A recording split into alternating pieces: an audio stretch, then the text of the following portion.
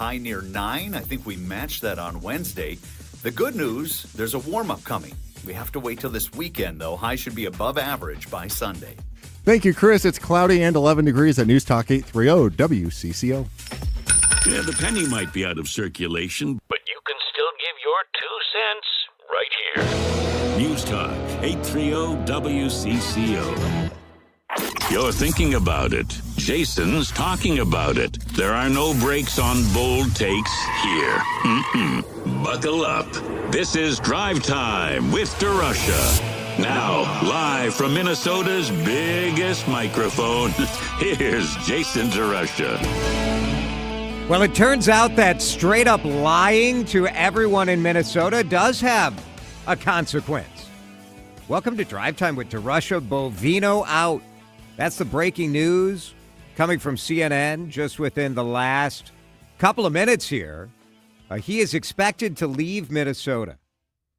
This is Greg Bovino, who, along with Kristi Noem, I cannot think of two more embarrassing human beings to represent the people of the United States. Greg Bovino and Kristi Noem took a man hours after he was killed by a federal agent on Eat Street across the street from a donut shop. And they told you that this guy was coming with intent to have maximum damage. Like he was coming out on Saturday morning to terrorize and kill ICE agents. That's what they said. And this administration lies so damn much that they thought that was what they were supposed to do. Sickening. It is sickening. It's hard to believe, frankly, that it was just Saturday morning that all of that happened. And today there have been so many developments that do have me feeling more optimistic about our community. I want to know where you're at on this, if you're more optimistic than you were yesterday. But the breaking news that we're finally getting some action here, we're finally getting some change in this community, to me, does have me optimistic. 651-461-9226 is our number. But the breaking story that the top border patrol official, is expected to leave Minneapolis. And some of the agents expected to leave as well. The president announced earlier today that border czar Tom Homan is coming to Minnesota. I mean, this is about, I'm surprised. I got to be honest. I am surprised that this much is happening. I have wondered if we were going to be in for another day of a lot of talk and nothing changing. Signs came early that what should have happened 2 months ago finally happened today, that the governor of Minnesota, Tim Walz, spoke with the president, Donald Trump. How hard is that? You know, how hard is that? What we've been saying from the beginning is that if we could have a reasonable conversation, we could maybe get to a point where the focus is on the people of Minnesota. And I went down to 26th and Nicollet this weekend. I went down there yesterday. And I just wanted to mourn. I wanted to feel it. I wanted to be there. And it was touching. It was moving. It was peaceful. It was loving. But there was an undercurrent of anger that this is what was allowed to happen to our city. 2 times, 2 people dead. A federal government response that was an emergency response that was a choice. It was a choice by the government to flood the zone with ICE agents, to have an emergency level response to an emergency that didn't exist. I'm for enforcing immigration laws, but I'm also for professional, good law enforcement. And we didn't see that here. We just didn't. But I do think sending Greg Bovino out of here is massive. I think it's massive. What do you think? 651-461-9226. Let's go to the CCO talk and text line. Dan in Hopkins is here. Dan, what do you think about this move? I think it's a good move. I haven't followed it very much. We're having issues with our television, so we don't watch the news. But really, doesn't it boil down to really the point that cannot be reconciled, and that is most Democrats, certainly all of the protesters, do not want any removal of illegal aliens, and Trump. I don't does. think that's true. I don't think that's true. Well, they're protesting whether they're criminals or not. They're still protesting and agitating law enforcement. I think it's the regardless tactics. Of who it is they're going after. No, so I think you have to make a distinction between protesters who are upset about tactics, who are upset about federal government coming into town and acting like they can do whatever the heck they want to do.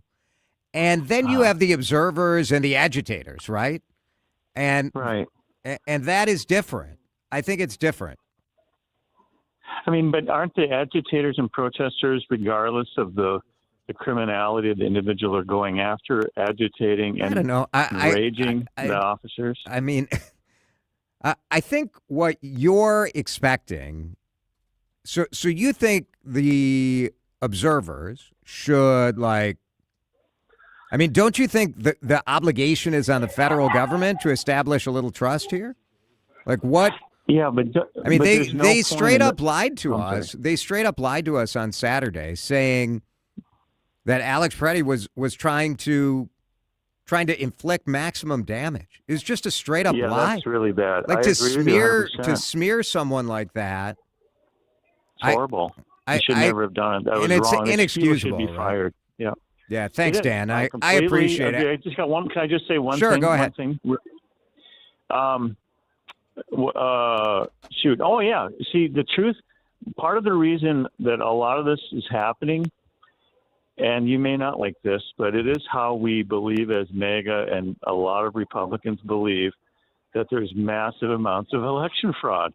Yeah. And so Trump is trying to work a deal with the Walz administration to release voting records because we believe, and this is what we believe, forgive us, Lord, if we're completely wrong. We want to be proven wrong. We really do. But there's no effort to prove us wrong. So they want voting records because we believe that there's massive amounts of voter fraud. And as long as illegals are here, there's going to be illegal elections. Yeah. And you might hate us for saying that, but. No, it's fine. Dan, I get it. Thank you. If you care about voting fraud and your response is to send 3,000 federal agents to our town, pulling people out of their cars as some sort of leverage to get the voter rolls, screw you. Our community is not to be used as leverage to get voter data. That's an insult to anyone who cares about enforcing laws in a real way, is my view on that. Jeff is in St. Paul. Jeff, you're on CCO. Go ahead. Hello, Jason. First of all, I want to commend you that, again, WCCO is holding conversations that everybody should be having, and you guys are brave for doing that. Thank you. Thanks, Jeff. As someone who's out there watching ICE and the worst guys, Customs and Border Patrol, CBP, the fact that Greg Bovino will be leaving is good only if he takes his Customs and Border Patrol with him, because those are the guys who are most aggressive in terms of using tear gas and rubber bullets and pepper spraying people point blank in the face. So it'd be good for him to go as long as he takes his guys with him. Yeah. Yep. He's really, ICE are kind of, I won't say cowardly, but they can be driven off. But every time, CBP and BORTAC, the Border Patrol technical guys show up, they're the ones who really act like the stormtroopers. Yeah, that's so right. I'm looking forward to see a reduction of them. Thanks, Jeff. Anyway. Yeah, thank you. I think Jeff's point is wise, right? Having Bovino leave is a step in the right direction. And again, I have said many, many times that I am in favor of a strong border. I am in favor of getting criminals off the streets. I am not in favor of our federal government coming in and lying to us so much that the state of Minnesota has to put up a website to kind of swat down the lies. We have Paul Schnell on our show talking about all of the times that the federal government has said that they were looking for somebody who maybe was currently in state prison. So I think we're moving in the right direction. Jeff is in Savage. Jeff, it's your turn. Thanks for listening. Go ahead. Yeah, I would just like to say that I think that what started this, from my opinion, was the illegal detaining of people that had legal pathways to citizenship, and they kind of included them with the criminals. The people like in the asylum process, or the people with kind of work permission and various things. The fact that they overreached there, Jeff? Yeah, I think that might have actually had something to do with the voter rolls also, because they might have assumed that these people with the legal pathways of citizenship might be voting Democrat or something. Yeah, maybe. I can't really prove that, but sort of crazy, Jeff, don't you think, that like that to be that whipped up about election fraud that you would send a force into Minnesota? Well, it kind of makes a little bit of sense, because maybe our leader thinks that that's how he's going to win Minnesota back. Yeah. By eliminating some of the voters. Thanks, Jeff. Appreciate it. I mean, that's some stark stuff, right? Go earn some real voters.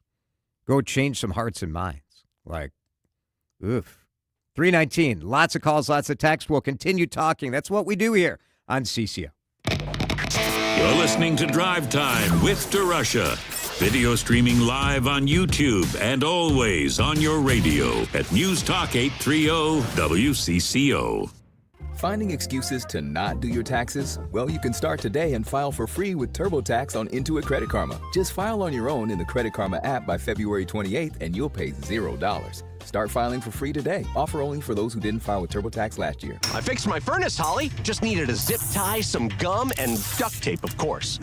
Or you could get a real fix from Apollo Heating, Air, and Plumbing. $59 tune-up, 0% financing available. Let Apollo handle it. Visit us at callapollo.com. Wesley Financial Group is not a law firm. Ask yourself this question. Is it really worth holding on to that timeshare that you know you need to get rid of? Here's the truth. The average maintenance fee just went up over 17%. That could have been 117%, and there's nothing you can do about it. When you buy a timeshare, you give them a blank check for annual maintenance and assessment fees. I'm Chuck McDowell, founder of Wesley Financial Group. For 15 years, I've helped over 50,000 families cancel their timeshare. Not sell it, not transfer it, cancel it. Did you buy a timeshare because they told you it was a great investment and your maintenance fees would never go up? That's a lie. Are you ready to get rid of your timeshare once and for all? Simply call us and I'll send you our timeshare exit kit that explains all your options for cancellation. Call Wesley now for your timeshare exit kit. 800-932-5858. That's 800-932-5858. 800-932-5858.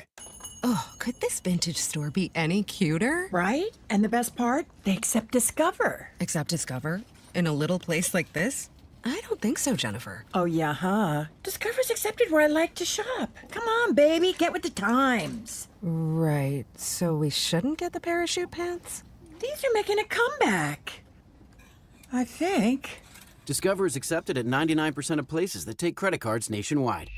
Based on the February 2025 Nielsen report. My name is Whitney Allen. I am a widow. My husband, Ryan, died. We never thought in a million years we'd have to use life insurance. The unexpected happened. With Ethos, it is so fast and easy. It's 100% online. You can get a quote in seconds, apply in minutes, and get same-day coverage. No medical exams, and you can get up to $3 million worth of coverage through Ethos. Get your free quote at ethos.com/radio. That's ethos.com/radio. Time spent on application may vary. Online health questions required.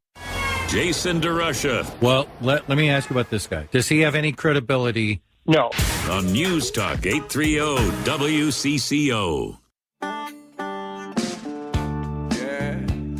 Breaking news that The president is sidelining the top Border Patrol official, Greg Bovino. Some of his agents are expected to leave the state as well. So if you're getting rid of some of the Border Patrol, I mean, the border is not here.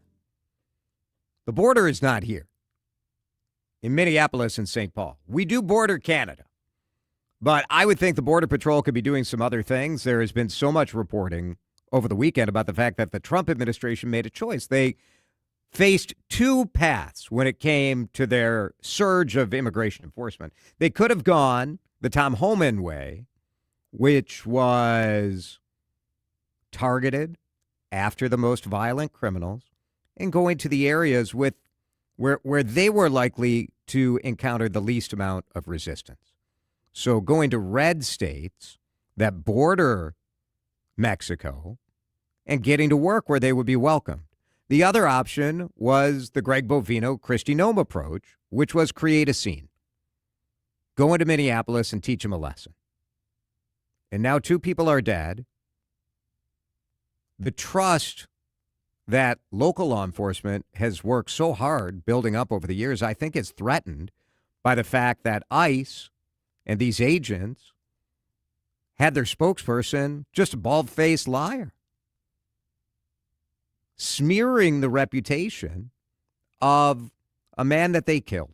I mean, there are going to be lots of investigations into kind of what happened in the shooting of Renee Good and then the shooting of Alex Preddy this weekend.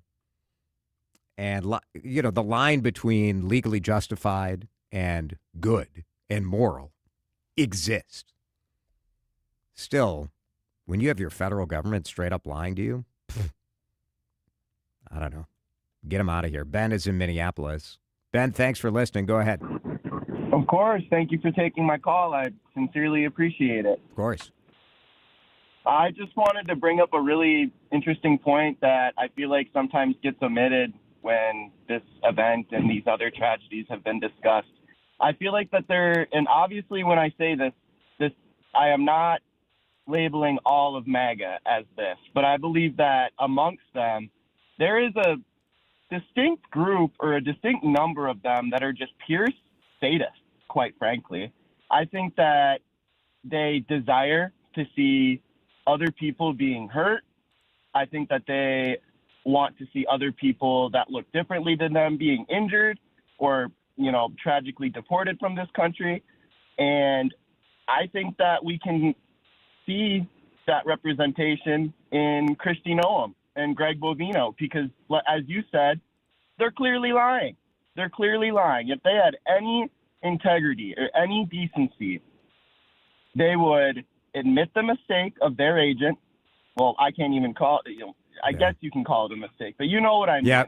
Yep. And I feel like that there's just a level of sadism amongst MAGA, and we can see that in a number of Trump's different policies across the world as well. They could have been like just, okay, so they did their smear act right off the bat, like 2 hours after Alex Preddy was killed.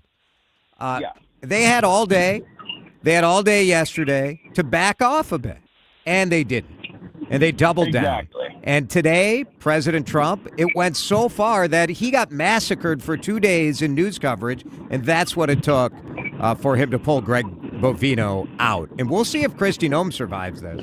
But I don't know, is this who you want in that position? Someone who will just straight up lie about American citizens to try to, look good in front of her boss? I think it's disgusting. Yes, I agree. It is disgusting. And I think 85% of the country does not want Miss Noem or Mr. Bovino in these positions. But as I said, I think there is a 10 to 15% of MAGA that likes endorses this behavior. The cruelty is the bit. Yeah. Exactly. Yes. Yes. Ben, I completely agree. Thank you. Thanks, Ben. Tim's in St. Louis Park. Tim, you're on CCO. Hey, Jason. How are you? I'm good. Thank you. Feeling more optimistic or less optimistic knowing that Greg Bovino and some of his Border Patrol agents are being pulled from Minneapolis? Oh, I think anything that tones down the rhetoric and takes care of, tries to control the situation is moving in the right direction. You talk about, there's a lot of people that comment about lying of the government. Yeah. When do you think that began? Was that back in the Vietnam War or earlier than that? Because I've been around long enough, and I don't believe much of what the state government tells me, and I don't believe much of what the federal government tells me, to be perfectly honest. Yeah. I mean, who's telling the truth, Jason? I think having that skepticism is good, and we always should be skeptical. But to me, it's a different deal when you're talking about like a law enforcement action or I know ICE isn't technically law enforcement, but you know what I'm talking about. When we go to the county attorney to tell us about what happened, or when you go to the police chief to tell us what happened, generally speaking, even though, sometimes they get the facts wrong or their early facts are wrong, they're not intentionally coming out trying to just spread a pile of crap for us. Politicians, maybe, but I don't think that is not standard operating procedure. It just isn't. It's not standard, but I hear you. It's not to say that it doesn't happen. That's true. We can go back to 2020. Yeah, we're losing Tim. Appreciate the call, Tim. Yeah, I mean, be skeptical always. But I don't think it's a controversial statement to say what Greg Bovino and Kristi Noem did to one of our citizens that federal agents killed is reprehensible and unusual. I do think it's unusual. We're going to break. We're going to talk about this plenty more during the show in a minute. I want to bring in Zach Duckworth, Republican, Minnesota State Senator, one of the first Republicans to step up and say, we got to stop this. We need a pause. We need a break. Lots of developments since he first spoke out. We'll talk with Zach in just a minute. This is Drive Time with DeRush on News Talk 830 WCCO. Taste what Minnesota pork can do. Oh, I'm so glad to tell the story of 3,000 awesome family farmers every corner of Minnesota working so hard to bring you lean, high-protein, delicious Minnesota pork. And this time of year, you're watching some football, it's pulled pork season, isn't it? Nice stews, maybe, pork shoulder, carnitas, so many delicious options. Maybe you need inspiration. You want to have the benefits of pork, and protein, real food. It's what we're all talking about right now. But you need a little inspo. Go to tastewhatporkcando.com. All sorts of recipe ideas there. But more importantly, when I talk to Minnesota pig farmers and say, what can we do to support you? They say, go to the grocery store, go to the butcher shop, ask for it by name, and let's have Minnesota pork for dinner tonight. Winter in Minnesota, and the whole state is just covered with ice. Ice is the worst. It shows up uninvited, sticks around too long, and we're all stuck dealing with it. Doesn't matter how careful you are, one wrong step and ice can ruin your whole day. Well, you try to get rid of it, but somehow it keeps showing up like it owns the place. Ice don't care what you want. It has its own agenda. When Minnesota is affected by ice, we're on it. News Talk 830 WCCO. Why are you wearing a cowled robe? Druids celebrated this time of year with month-long festivals, so Borofka's Happy January event runs through January 31st. No goat sacrificing? How about free metro delivery, free removal of your old furniture, and no down payment, no interest financing for up to 24 months? Now, I'd like to finish the Borofka henge. Oh, Jim. Borofka's no gimmicks, haggling, or hard-to-understand pricing. In Minnetonka, Woodbury, and Burnsville. Decidedly. Hey, Jeff, looks like your business is really booming, even in a tough time for businesses like ours. Hey, Mike. Yeah, thanks to LendSeek, our business was able to take care of some outstanding bills and taxes and to purchase inventory and expand our product lines. Wow. My business needs working capital, but only from a reputable company that I can trust and count on.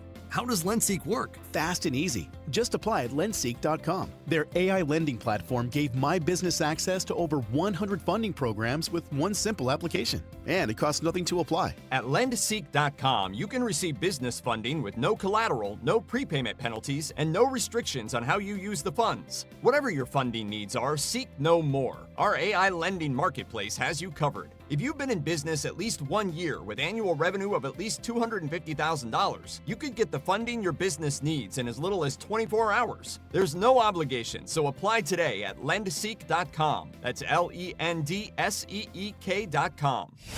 Time to find out how it's moving on the roads and what's moving in via the skies.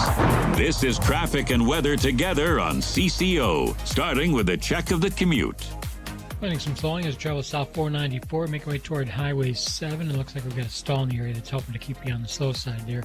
Traveling 94 both directions between 11th Avenue and Lower Hill Tunnel. A bit slow as you make your way through Minneapolis. East 94 looking good right through St. Paul, heading out toward Wisconsin, and 35W northbound flowing nicely from Highway 36 up to the split on the north side. Traffic is brought to you by Whole Foods Market. Save on best of season fruits at Whole Foods Market. Get Sumu Citrus for $3.49 per pound with Prime through January 27th. Celebrate Senator, citrus you hear us season okay? with the sweet yet tart essential. While supplies last, shop at I do. store online. Terms apply. Trey Very good. We'll be with you here shortly. WCC. Sounds good. Thanks. With a well-designed will, trust, and estate plan, you can have peace of mind. Choose Matt Gutman of Gutman Law to give yourself peace of mind. Call him now, 612-895-1616 at gutmanlaw.com. Gutman Law, peace of mind today for tomorrow. Now, the latest conditions and the outlook for the next few days with your CCO forecast. Forecast brought to you by Gutman Law, Wills Trust, and Probate Law at gutmanlaw.com. Here's Chief Meteorologist Chris Schaefer. It's the last week of January, and it's going to feel like it. Mostly cloudy, down to 2 tonight. Because the wind stays noticeable from the northwest, it'll feel like 15 to 20 below by tomorrow morning. Partly cloudy tomorrow afternoon, a high near 9. We should hit a high of 9 again on Wednesday. It's not till the weekend that we warm up. In fact, we should be above average with highs in the mid-20s by Sunday and Monday. Right now, it is still cold. It is still cold out there. The wind makes it brutal. 14 degrees in Minneapolis, but it still feels like 2 below on CCO. Where curiosity hits the gas. Drive time with DeRush on News Talk 830 WCCO. I just want to remind you, we are doing Mellencamp Monday here on CCO. A little joy. We need a little joy in our lives as well. It's been heavy. It's been stressful for many. And so we're giving you John Mellencamp tickets, the new Mystic Lake Amphitheater on July 14th. So daydream of warmer weather, an outdoor concert, and a little bit of John Mellencamp, the greatest hits in concert in July. So we'll play like, I don't know, some sort of Mellencamp song. There'll be a sounder. A sounder. It'll be very clear what it is. This is big radio talk here. I don't know. State Senator Zach Duckworth, we're going to play a sounder. Doesn't that sound exciting? Sounds good to me. Yeah, right. Free Mellencamp. Come on, out at the new amphitheater in Shakopee. Zach Duckworth joins us video streaming. If you're watching on the live stream, Zach is with us by video today. And I wanted to talk to you because you were really one of the first Republicans on Saturday in the aftermath of the shooting of Alex Preddy to say that we needed a tactical pause. What motivated you to send that message out? You know, you could just tell that the climate and the sense of anxiety and frustration here in Minnesota and the Twin Cities had just been building. And then when I saw that, tragic event unfold on whatever video I happened to watch, I just knew that we needed a moment to stop, to pause, to reset, and rethink what was going on and how it was being conducted. You know, I'm a military guy and first responder by trade, and I just kind of asked myself, what would I do in this situation? I know in the military, what we would do is we would do a tactical pause. We'd gather ourselves, ask ourselves what's working, reassess, rethink some leadership, and say, hey, what can we do to be more effective and make sure that we're actually accomplishing the mission we set out to do? The shooting this weekend, I think, was an inflection point, a turning point where people had, did you have questions about the tactics and some of the things that we were all seeing on video before it got to this point on Saturday? Any time that there's a shooting, everyone has questions. And when I watched the video, without getting into detail too much, they never sit well with you. But that, of course, certainly didn't sit well with me. And I just knew, based on what I'd seen, how things had played out, that things had gotten to a point where nothing good is going to come of the same methods. If we just keep doing what we're doing, it's clearly not working the way we would like it to. And quite frankly, that's not safe for everybody. Whether you're someone on the street observing or demonstrating, or you're a law enforcement official trying to carry out your duty and your mission, those circumstances, they just continue to set people up for failure in an unsafe environment. And we've got to do what we can as leaders to prevent that, to rethink what we're doing so that we're doing operations in a way that's much more safe for everybody. State Senator Zach Duckworth is with us. You're in the Army National Guard. Were you called up or deployed this weekend at all? I have been activated with the Guard. I'm working shifts, so I'm off shift right now. Really throwing off my sleep schedule, but I have been helping out here and there. Yeah. It was pretty moving, I think, to see the National Guard handing out coffee and donuts to protesters this weekend. Talk about that. Yeah, we're just like anybody else. We're fans of coffee and donuts, and we just, I certainly don't speak for the Guard in this capacity. I have to say that, but I've been doing it for over 20 years. The last thing that we like to do is be the face of anything, but we're here when needed, and it's our job when we're called upon to support local civil authorities, to uphold constitutional rights, and to really just provide safety and support to law enforcement if needed. We take our jobs very seriously. We're proud professionals. We're proud to be of Minnesota. We're proud of the Twin Cities. And if we're called upon to help, we're going to do it. And that means taking care of our neighbors as well. So the tough part of this, I think, is that Republicans who support Donald Trump, and I'll tell you, on Friday, on Saturday, I said much the same thing you did. I said that, we've gotten to a point where it needs to stop. We can debate what the best way to enforce immigration laws. We can sort things out later. We can figure out a strategy. But we are harming Minnesota by having this surge of officers, which is a choice. Surging ICE agents is a choice. And so you can choose to pull it back in. And I will say I get a lot of pushback from Republicans who say, look, so you're in favor of letting rapists run the streets? You're in favor of not enforcing the laws? How do you respond to that? Because I assume you got some of that pushback too. Yeah, how I respond is, I think it may not be universal, but it's pretty near universal that most folks, regardless of your political ideology, do support, apprehending people who are not in our country legally, who are violent criminals and have just a terrible rap sheet. Most people say, yeah, let's obtain those folks and send them back so that they're not here and causing issues within our country or within our state. That's a pretty widely agreed upon issue. What a lot of people don't agree with is kind of haphazardly just apprehending anybody and everybody, then kind of figuring out things later. That's not good professional law enforcement, and there's a better way to do it. And what I would say to my friends who may share a desire to see immigration law enforced is that, part of being in that position of having federal authority in really any law enforcement capacity, whether it's state, local, or federal, is exercising restraint. That's the professional thing. That's what we're called upon to do. We're held to a higher standard. And restraint doesn't mean wanton enforcement of whatever you think you would like to do. It means targeting those who are worthy of going after, and then making sure you're minimizing any sort of collateral damage in the process. If your tactics are obviously inflaming the situation, then you need to rethink those tactics, because we want to be effective. We want to keep people safe while accomplishing the mission and not be counterproductive. And I think that's why you're maybe seeing some changes at the federal level now to sort of rethink leadership and ensure that we're going to utilize tactics that people agree with, are comfortable with, and are safe. Greg Bovino and Kristi Noem both were outspoken, painting a Minnesotan as a would-be mass killer of police officers. There is zero evidence to support that. Well, what do you say to these two people for what they said?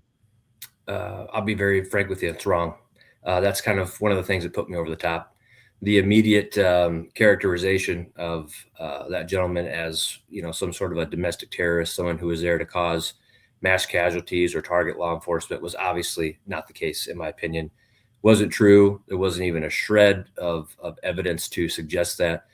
Sure, lawful firearm carrier, I get that. But that's a pretty big leap to go from somebody who's lawfully carrying a firearm that they never brandished to saying that there's some sort of a domestic terrorist. And that's wrong. We got to be honest with the public. We have to be honest with people about what we're encountering. Things don't always go the way that we'd like them to when we're conducting law enforcement operations, but that doesn't absolve us from having to abide by the truth and being honest with the public. In situations like this, we have to take painstaking measures to ensure we're as transparent and honest as possible if we have any hope of keeping the trust of the public from now and into the future. The White House, the president, Donald Trump, and the governor, Tim Walz, finally talked today. Finally. I think this should have happened months ago. But the fact that they talked today, those two seem to have toned down the rhetoric. I'm not sure that the press secretary over the midday in her news conference, she again blamed Democrats for everything that's happening in Minnesota. But what does it give you hope that they had a conversation? It does. I think, unfortunately, in today's day and age, it seems that, politicians or folks on either side of the aisle spend a lot of time talking at each other, not to or with each other. And that's what we need more of. That's how we find solutions. That's how we find common ground and find a way forward. And I'm hopeful that's what's happening now. I think, there's been a pretty, common sense, reasonable request maybe for some more cooperation at the state and local level with these federal agencies. I can understand why they might be hesitant to, but if we can get some sort of collaboration, some sort of working together from the federal to the state and local level, it's going to make the situation a whole lot better for the people of Minnesota. It's going to help us accomplish that common sense mission that we're trying to and really keep us all that much safer.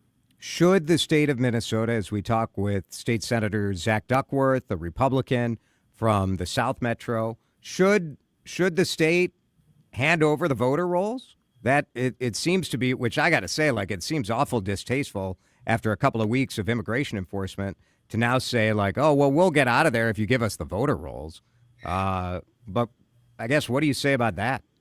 I would say, for me personally, I wouldn't try to conflate the two issues. I'd keep them singular.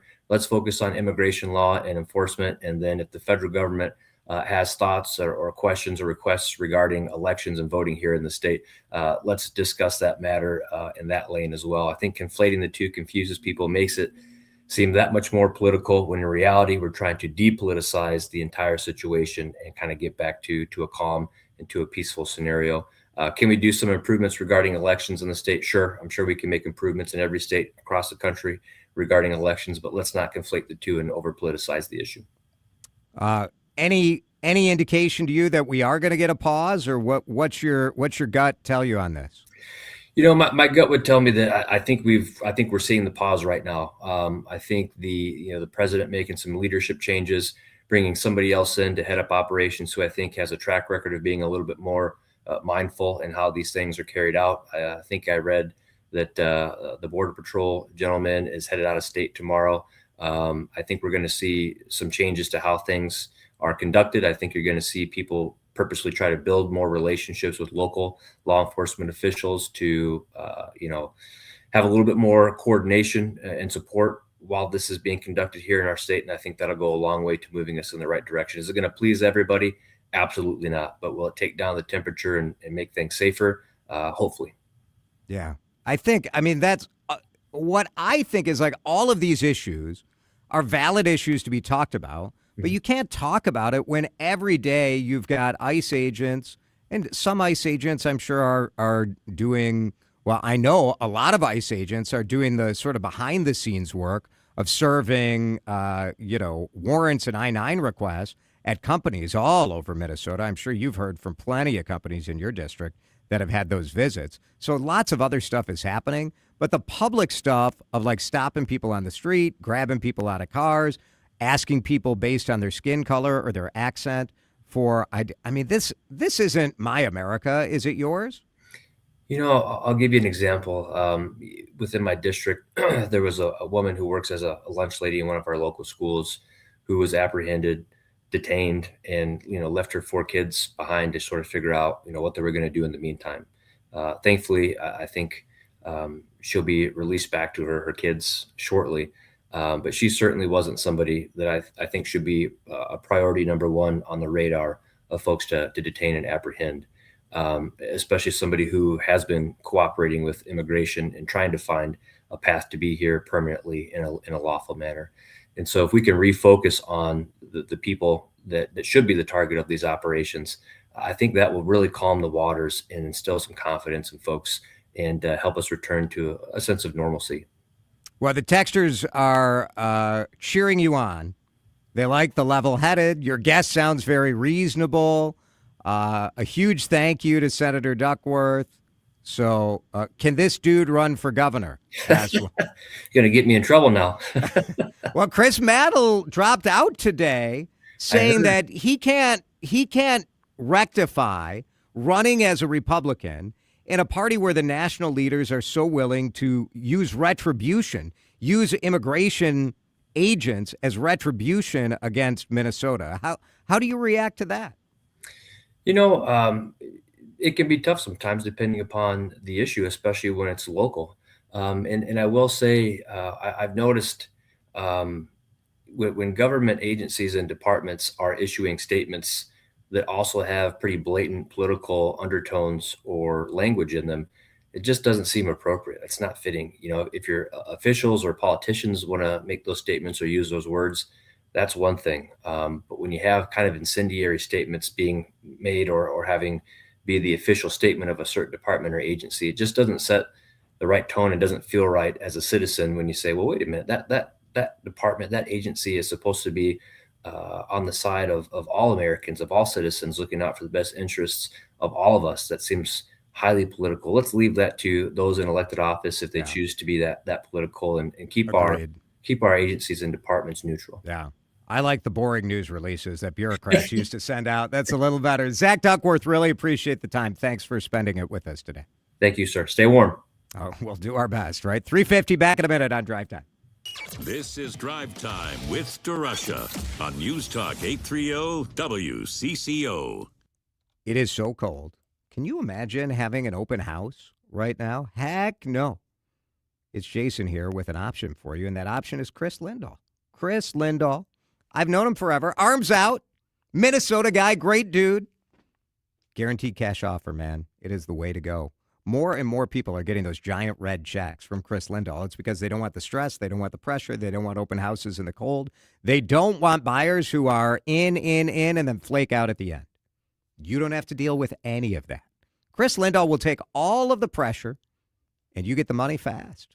Sounds like a pretty good deal. At least sounds like a deal worth checking out. And you can do that at his website, chrislindahl.com. Right at the top of the page in a giant red box, there is a smart seller guide. So you can learn, all right, open market versus guaranteed cash offer. What is the smarter way to go? More and more smart sellers are choosing that big red check and the guaranteed cash offer. Get to chrislindahl.com today. $5,000. That's the average amount of money people in the U.S. are now spending on gas in a year. $5,000. That's crazy. If you drive, you have to download Upside, the free app that gives you cash back every time you get gas. That's right. You can earn real cash back with Upside just by buying the gas you're already buying. You can literally start earning cash back today. I use Upside every time I fill up, and I've already made around $300. You're putting gas in your car anyway. Why not get real cash back? If you like free money, download Upside. I'm saving the cash I earn from using Upside to help pay for a vacation later this year. Download the free Upside app now to earn cash back every time you buy gas. Use promo code CODE to get an extra 35 cents per gallon on your first tank. You can cash out anytime right to your bank, PayPal, or a gift card for Amazon and other brands. Just download the free Upside app and use promo code CODE for a 35 cents per gallon bonus on your first tank. That's code CODE for a 35 cents per gallon bonus. I'm Bob Burke, founder and chairman of Burke America Parts Group, a family of brands that includes RepairClinic.com an appliance and HVAC part solution company that's grown into an international brand. Before AmericanEagle.com, we partially launched a new technology platform developed by another firm. American Eagle helped take our technology to a whole new level with digital marketing, software development, and business insights into our key markets, appliances, HVAC, and outdoor power equipment, and did so both on time and on budget. AmericanEagle.com has the resources, experience, and talent needed to produce solutions. Our new technology platform, developed by AmericanEagle.com, has produced tremendous results with higher traffic, conversion, engagement, and online revenue. If you have any home repairs you need to take care of, check us out at RepairClinic.com. If you need a world-class website or technology project, then I would highly recommend AmericanEagle.com. Call AmericanEagle.com at 773-NETWORK. That's AmericanEagle.com, 773-NETWORK. Time to find out how it's moving on the roads and what's moving in via the skies. This is traffic and weather together on CCO, starting with a check of the commute. Going to find a little bit of congestion. There's trouble North 35E right out of St. Paul, and looks like we may have some issues happening at University Avenue. We'll check the camera, see what's going on there. It looks like it's going to be a crash as you head that way. If you're going to be traveling 494, looking pretty good both directions between 35E and 169. Traveling 169 itself, not too bad as you come up from Highway 62 to 610. Jerry Peterson, News Talk 830 WCCO. Jordana Green here. I pray you and your family are always safe. But if there's ever a time where you need an advocate after an accident, let Mike Bryant of Bradshaw & Bryant help you. He will work with and for you in dealing with the insurance company. Call 800-770-7008 today. Bradshaw & Bryant, seeking justice for the injured. Now, the latest conditions and the outlook for the next few days with your CCO forecast. Bradshaw & Bryant, personal injury attorneys seeking justice for the injured, bring us this chilly forecast tonight. Our low is 2, but because the winds are 10 to 15, it's going to feel 15 to 20 below. Tomorrow, we only get up to 9. Same winds. Wednesday, same deal. Cool week. Sunday, we start to warm up finally. Right now, it feels like 12 below on CCO. You're listening to Drive Time with DeRush. What's your kind of general reaction to it? Meh, like it was such a not bad. It was really like strange. On News Talk 830 WCCO.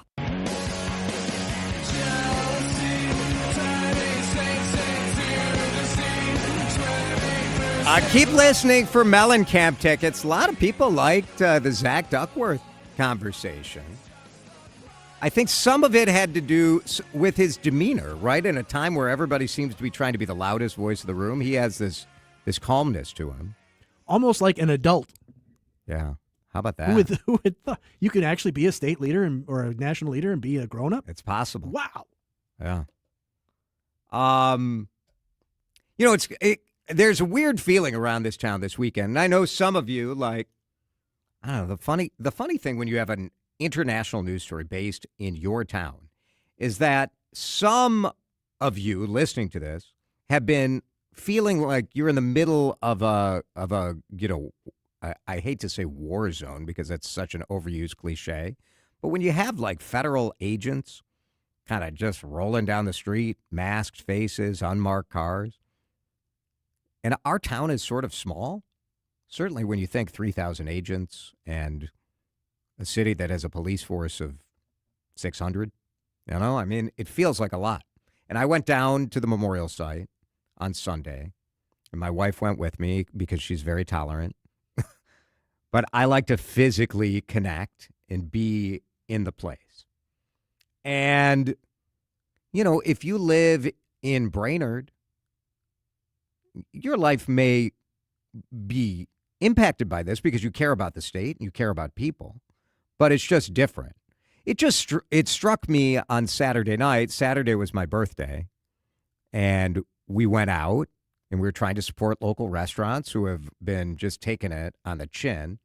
So we ended our night at Mancini's, where like the Winter Carnival was going on, and Vulcans everywhere, and it was great, and it was fun, and it was a friend of mine messaged me and they're like, thank you for posting like something in the normal world because we're all in this doom scrolling and the algorithm keeps feeding it to you more and more. But like regular stuff is still going on. And she had forgotten that the Winter Carnival was even going on. It's not to say like close your eyes to what's going on out there. It's just to say there's a lot of stuff. There's always a lot of stuff. And it's okay if you experience this kind of thing differently. I feel like everybody in Minnesota is getting the text from the out-of-state friends, though. Are you okay? We're not? Really? I feel like we're not. But we're going to be. But we're going to be. We are going to be okay. Top of the hour news. We got lots of topics for you coming up at hour number 2 and those Mellencamp tickets as well. So get ready to raise your voice. I appreciate it here on CCO. I don't hear the weak and I don't let's go. You still got it, but your immune system weakens as you age, making it harder to fight flu, pneumococcal pneumonia, RSV, and COVID-19. Ask your doctor or pharmacist which vaccines you need. Sponsored by Pfizer. We asked parents to share their journey of adopting teens. They changed who I am because I can't see life without them in it. Visit adoptuskids.org to learn more. Brought to you by Adopt US Kids, the U.S. Department of Health and Human Services, and the Ad Council. It doesn't get better than a Lexus, and it doesn't get better than the incredible people at Lexus of Wayzata, Lexus of Maplewood. It's Jason DeRush. So proud to talk about my friends at both of these spots. They are so dedicated to our community. They've stepped up to help us raise money to end hunger in Minnesota, and they're so dedicated to your experience. When Alyssa and I were test driving with Matt at Lexus of Wayzata, I just love how focused he was on what she wanted in a new SUV, making you feel comfortable. Matt has been doing that for 30 years. Jeremy in Maplewood for more than 2 decades. He started as a tech in the service bays. So let me tell you, he knows these cars. And what amazing cars they are. Hauling kids to soccer or hockey. Check out the 3-row Lexus TX. That thing is a beauty. I am in love with the tech-forward NX. Smart displays, intuitive wireless connectivity, and killer sound. Take a chance to experience amazing. Get to Lexus of Wayzata or Lexus of Maplewood for a test drive today. Streaming live via the Odyssey and iHeartRadio apps. This is News Talk 830 WCCO, 1029 HD2, Minneapolis, St. Paul. This is CBS News on the Hour, your home for original reporting. I'm Jennifer Kuiper. CBS News has learned from 2 sources familiar with the move that Border Patrol Commander Gregory Bovino and some of his agents are expected to soon leave the Minneapolis area. Bovino, citing no evidence, suggested over the weekend that Alex Preddy intended to massacre federal agents.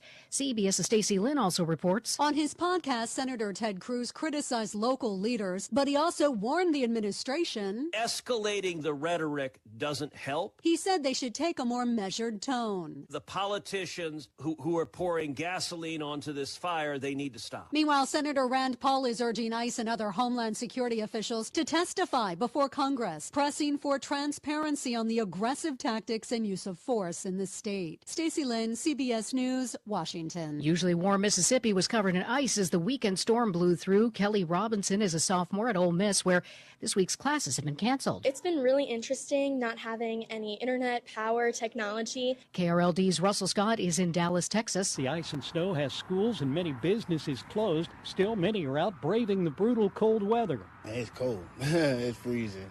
I grew up in Chicago, so it's not terrible. While it's been fun for many, a 16-year-old died Sunday after the sled she was on that was being pulled by a Jeep slammed into a tree. Russell Scott for CBS News, Dallas. At the airports, there are over 11,000 combined delays and cancellations in the U.S., according to FlightAware. Ryan Wedding, during his first court appearance in California, is ordered to remain in U.S. custody without bond. The former Canadian Olympic snowboarder, who was arrested by the FBI last week, has pleaded not guilty to all 17 charges against him. Feds are accusing Wedding of running a billion-dollar multinational drug trafficking ring and orchestrating multiple killings. His jury trial scheduled for March 24th. The remains of the last Israeli hostage taken by Hamas militants in the attack from Gaza into Israel in October 2023 were returned Monday. Police officer Ron Gavili was taken hostage and died in Gaza.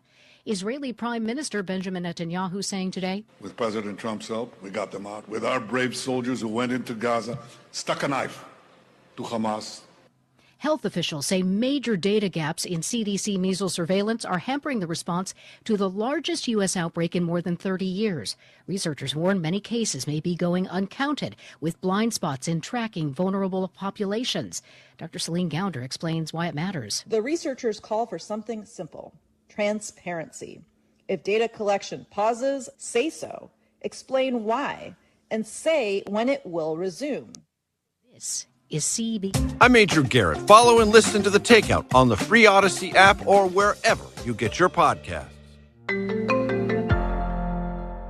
Minnesota's trusted voice every hour. Let's get you caught up with what's happening now on News Talk 830 WCCO. Cloudy and 13 degrees at 4:03. Good afternoon. I'm Mark Fry. This hour's top story. There are multiple reports that top Border Patrol official Gregory Bovino and some of his agents will leave Minneapolis tomorrow and return to their respective sectors.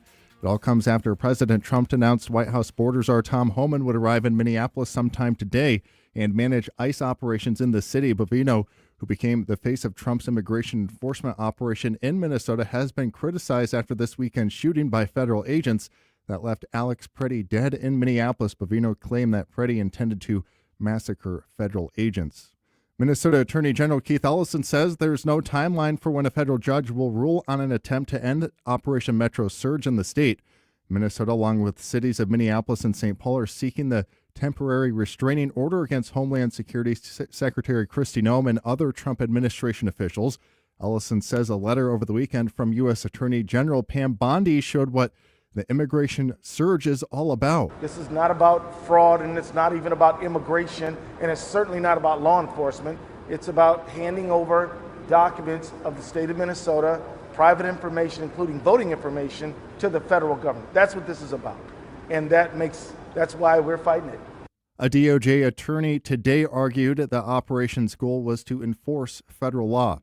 This afternoon's federal hearing focusing on the preservation of evidence. In the aftermath of the shooting death of Alex Preddy, investigators with the Minnesota Bureau of Criminal Apprehension were denied access to the scene and physical evidence. Lawyers for the state argued it was improper for the investigation to be led by the agency that the shooter worked for. A Trump administration lawyer told a federal judge that state authorities don't have a right to investigate the shooting as it was a federal matter. Twin Cities Attorney Jack Rice on the importance of tracking and maintaining the integrity of all the evidence going forward. For instance, we know that the victim in this case, Mr. Preddy, was recording when he approached the officers on his camera. Where is that recording? Susie Jones, News Talk 830 WCCO. And Republican Chris Madel today ending his campaign for Minnesota governor, noting that he can no longer support Operation Metro Surge and the Republicans' retribution on the state of Minnesota. Madel telling our own Chad Hartman today Democrats and Republicans have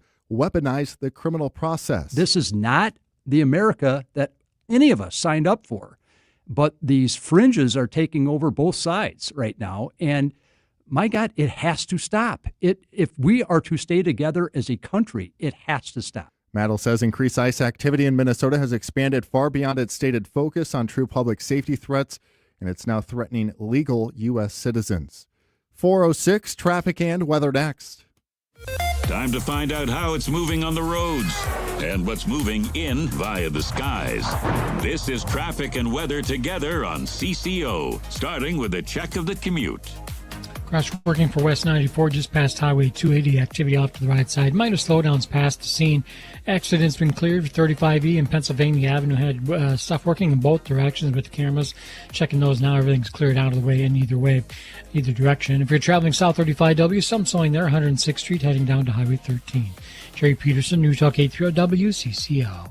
Washburn-McCreevy Funeral Chapels and Cremation Services has been providing compassionate and personalized service for over 160 years. Honor your loved one and ensure your own wishes are met. Call 612-377-2203 or visit washburnmccreevy.com.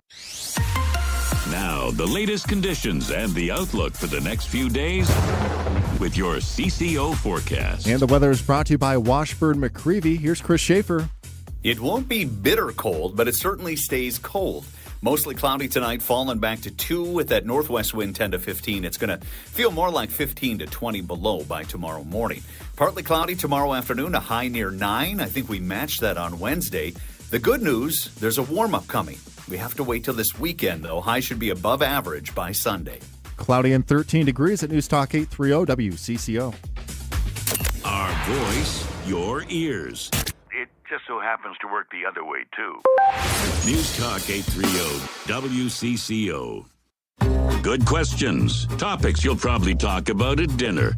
Places to go for dinner. This is the Ride Home Reimagined. Welcome to Drive Time with DeRush. Now, here's Jason DeRush. It is Monday, hour 2 of Drive Time with DeRush. And we start with speaking out. A lot of people have been waiting for the business community to step up and say something. We've talked about it. We talked about it with the head of the Minneapolis Downtown Council last week, and I accused the business community of being understandably cowardly. I think I called it understandable cowardice. I mentioned that at a panel of CEOs that I moderated that night, that I called it understandable cowardice. And I don't think they agreed with me. But there are times that we expect our companies to speak up, especially when you're dealing with immigration. Because who do you think is assembling those Toro lawnmowers? And who do you think is working at the biomedical engineering plants like Medtronic? It's immigrants. Americans, but immigrants. And so this issue of immigration is big. We have a tale of two statements. One is the way that CEOs of large Minnesota-based companies and associations spoke out. And then we have the way little old me spoke out. Different approaches. You can weigh in on what you think of my approach and what you think of their approach. Because I don't know. I felt like Saturday was a tipping point where I had to speak. And so I posted on Facebook, on X, on Instagram, there's no more compromise, no get in a room and work it out. The surge of ICE and this operation has to stop in Minneapolis and Minnesota. I continued, you don't have to keep twisting yourself into a pretzel defending the indefensible. 2 people are dead. For what?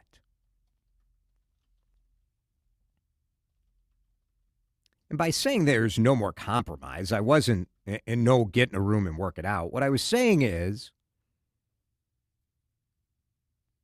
pretty simple. We got to stop.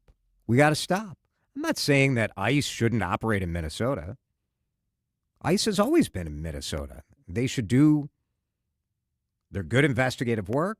The state should continue cooperating the way the state is cooperating. That's what should happen. But the state of emergency that was sort of used as an excuse to get all of these agents here into Minneapolis, there was no emergency. There just wasn't. Man, if you would have sent us a bunch of agents during one of those summers when carjackings were surging, I think that'd be a lot more acceptable to me. You're like, that was an emergency at least. There was no emergency here, and 2 people are dead. So at one point, do you say, all right, this isn't working? That's why I said there's no compromise. The CEOs went a different route. They said the recent challenges facing our state have created widespread disruption and tragic loss of life. Oh, the recent challenges? Were they talking about the cold? Some of the recent challenges. Like, couldn't even agree on how to describe what was happening. For the past several weeks, representatives of Minnesota's business community have been working every day behind the scenes with federal, state, and local officials to advance real solutions. and they talked about that a bit. Included close communication with the governor, the White House, the vice president, and local mayors. With yesterday's tragic news, we are calling for an immediate de-escalation of tensions.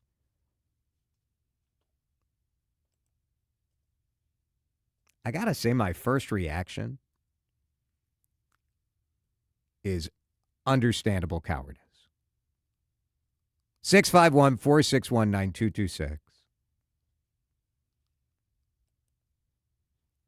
Did you want more from those CEOs? Did I go too far by saying there's no more compromise, no get in a room and work it out?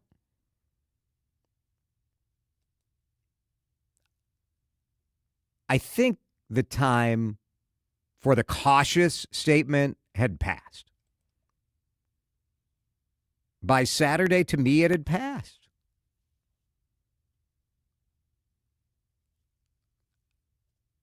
The chamber on YouTube, they call me Mama, says the chamber issued an excellent statement. They should be neutral. They called for cooperation, and that is exactly what they should have done. I understand that perspective. I think if that were the statement a week ago, I would have applauded it. It's the same thing I was saying a week ago, that we need adults to get in a room and be adults and work it out. But what's the compromise now? What's the compromise? I think the only option is what we're starting to see the signs of playing out. Get the surge out of here. Jack is in Richfield. Jack, thanks for listening and for calling. What did you think of the business community statement? I didn't think anything of it, and I'll tell you why. It's not their responsibility to come up with some collective thing.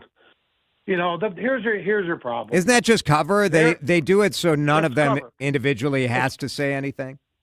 That's a big part of it, yeah. And I'll tell you why. Which I get, Okay, and so here's the deal, Jason. We both know half the population is liberal, half the population is conservative. We can all agree on that. Yep. Okay, so let's just let it be that. Let's just understand that that's how it is. Half the population is this, half it's that. These companies are, and a lot of individuals also, and these sports teams or whatever, they're so afraid to speak out. You saw what just happened to Paul Allen.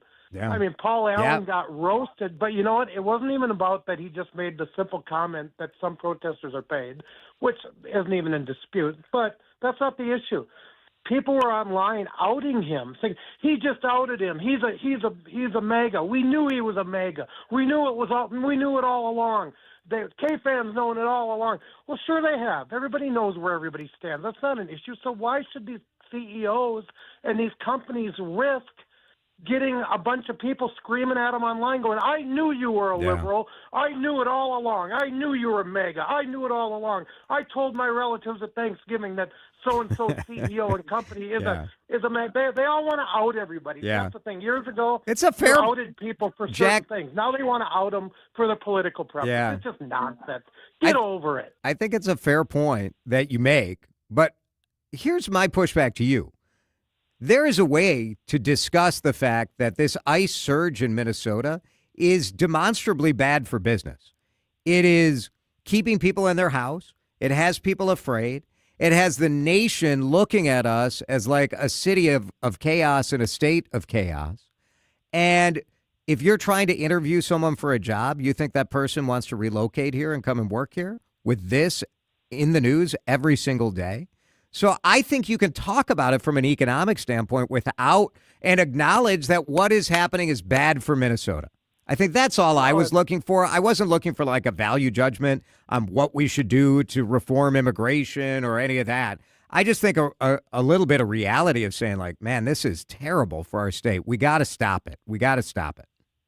Oh, you're right. It is from a business standpoint, but at the same time, it's not like everybody and their brother isn't going shopping. I've been to the stores in the last few days. They've been busy. I've been to restaurants in the last few days. They've been busy. So I kind of question that narrative. I mean, go to the Wild game. They had 19,000 people the other night. Okay. Yeah. So I kind of question that narrative, too. There may be some people staying home, but as far as this major economic impact, people are still going to do what they're going to do. The fact is this ICE thing, maybe it may suck. It may be stupid, it may be ridiculous, and people are tired of it, and it needs to be fixed. But at the same time, it's still only affecting a percentage of people. Yeah. That's a fact. It's not, nobody's staying home from restaurants and bars and everything else. Jack, like you live in personal experience. Jack, you live in Richfield. Are you being serious? Like, just about every restaurant in the Twin Cities is dealing with fewer staff, sales down. They're barely keeping the doors open because it's hard to cover all the shifts. Every owner I know is either cooking or expoing or driving their people to work. Like, it's just not, it is affecting way more than you're representing. I think it is affecting way more. And maybe affecting their staff. I would understand that if you're losing staff who are affected by the ice thing. So then you can't be open and then you can't make money. That's just sort of how that goes. Well, they seem to be making it work because I've seen it the last few days. That's all I'm saying. All right. Thanks, Jack. I appreciate it. I mean, Jack and I agree about the dangerous territory it is to wade into this stuff. And the expectations, especially from employees, right? Employees expect their boss to say something. And I'm old, okay? I'm a Gen Xer. I don't care what my boss thinks. It's become absolutely clear, especially in the last few years, that younger generations, millennials, Gen Z, very much care what their bosses have to say. I saw an article today from a crisis management person talking about businesses needing to speak, not in terms of influencing policy. It's not an outward directed message. It's an inward directed message to their employees that we recognize what's going on. We recognize that it's having an impact, and we want change. Target's new CEO sent a video message to staff today that was just acknowledging like how painful and disruptive it's been. And this is what a 612er is saying. The corporations were pressured by their employees. People don't want to be ashamed of their jobs and ashamed of the company they work for. I think that's a significant shift from different from our generation. It is different, but it's real, and they need to deal with it. Let's break. Gene, I'll get you when we come back. I promise. Do you like this sort of wishy-washy statement by the corporations, or did you expect more? And once again, who has more courage, me or Minnesota's CEOs? I mean, the answer is clear. Drive Time, back in a minute. You're listening to Drive Time with DeRush on News Talk 830 WCCO. Hi, this is John Mellencamp. It's Monday. Yeah? CCO's got Mellencamp tickets. So, Mellencamp Monday. Call now for your chance to win. Oh my God. 651-461-9226. Hair Volume from New Nordic will make your hair look thick and healthy. Available as a tablet or delicious gummy. Hair Volume is available online at Amazon and NewNordicUSA.com or in the hair care aisle at your local CVS. Jim. Yes, Laura. Why are you wearing a cowled robe and carrying a pot of herbs? I'm getting ready for Borofka's Happy January event. Okay. Druids celebrated this time of year with month-long festivals, so our Happy January event runs through January 31st. I will not permit any goat sacrifices in the parking lot. With Borofka's January event, there are 3 great ways to save. Free Metro delivery with the purchase of a furniture protection plan. Free removal of up to 3 of your old pieces, and free no down payment, no interest financing for 12, 18, or even 24 months. That's almost $750 in savings. Happy January. Now, help me finish the Borofka henge before dark. Oh, Jim. Borofka's, no gimmicks, haggling, or hard to understand pricing. In Minnetonka, Woodbury, and Burnsville. Decidedly. Okay, I have to tell you, I was just looking on eBay where I go for all kinds of things I love, and there it was. That hologram trading card. One of the rarest, the last one I needed for my set. Shiny like the designer handbag of my dreams. One of a kind. eBay had it, and now everyone's asking, ooh, where'd you get your windshield wipers? eBay has all the parts that fit my car. No more annoying, just beautiful. Millions of finds, each with a story. eBay, things people love. With the new IHOP value menu, $6 is all it takes to go to your happy place, where stacks of pancakes with bacon and eggs are just $6 every day. French toast, sausage, and eggs are, you guessed it, $6. And fluffy omelets come with a side of pancakes and only cost $6. Go to your happy plates every day at IHOP. $7 in some locations. Available every day for a limited time at participating restaurants in the U.S. Hours may vary. No substitutions. Not valid with other discounts or promotions. Prices may vary. At Straight Talk, we get it. You say no a lot. Mom, can I get a tarantula? No. Coffee? No. So we're giving you more reasons to say yes, like a free 5G phone with real unlimited data with select plan activation. Can I use the free phone? Yes. See? Doesn't it feel good to say yes to more? Absolutely. Face tattoo? Absolutely not. Available at straighttalk.com and Walmart. Taxes and fees apply. In-store activation of Gold Unlimited plan or higher required. For network management practices, visit straighttalk.com. Save more on the brands pros trust at Lowe's. Right now, get up to 35% off select major appliances and choose from our wide lineup of top brands. Plus, save $100 on a Little Giant 22-foot multi-position ladder. Now just $189. Built for strength, flexibility, and job site versatility. Pros, these savings will only be here for a limited time. Lowe's, we help, you save. Valid through 1/30. While supplies last. Selection varies by location. See Lowe's.com for more details. Your daily detour into sharper conversation. Drive Time with DeRush on News Talk 830 WCCO.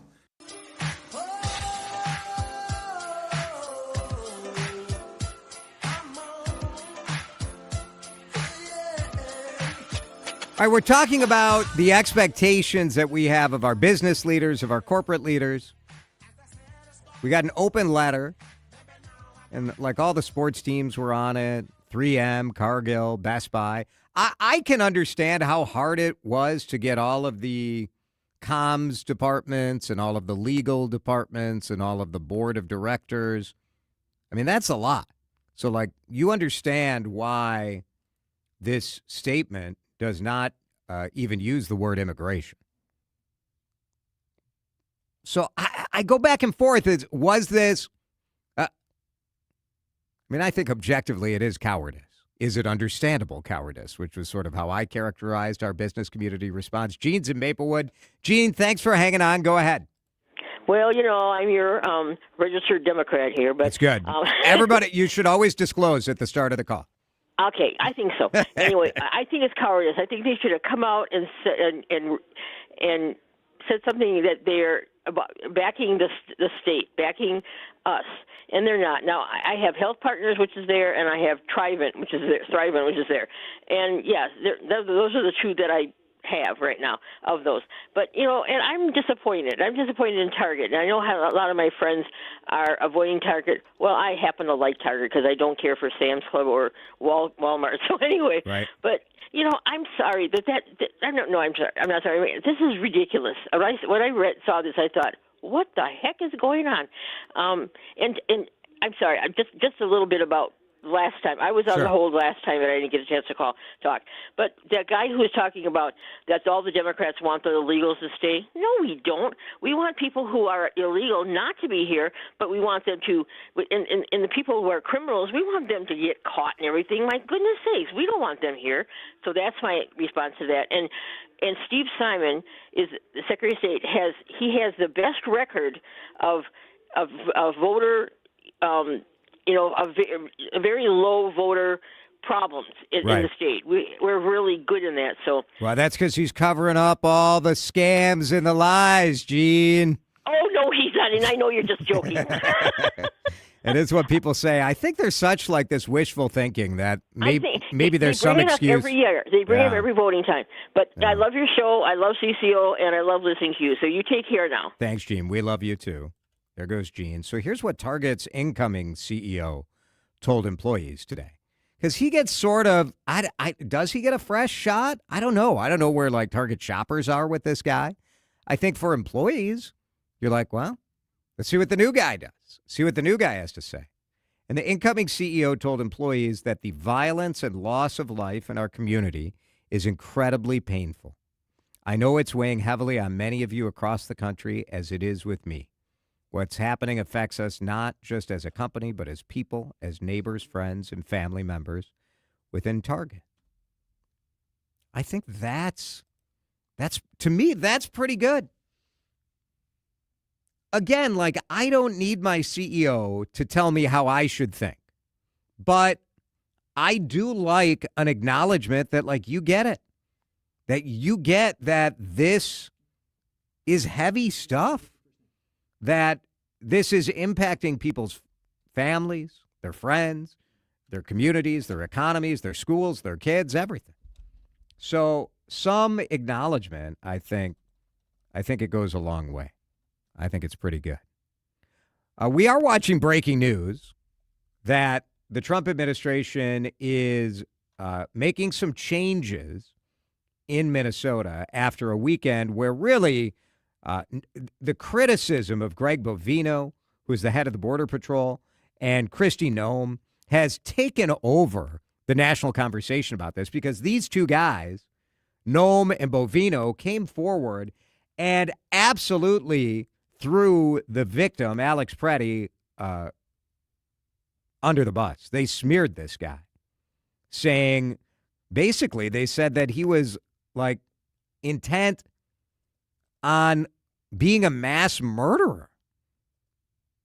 And his family called it sickening lies. Well, today, the Border Patrol chief, Greg Bovino, and some of his agents will be leaving Minneapolis and leaving tomorrow. Nick in Minneapolis wanted to talk about that.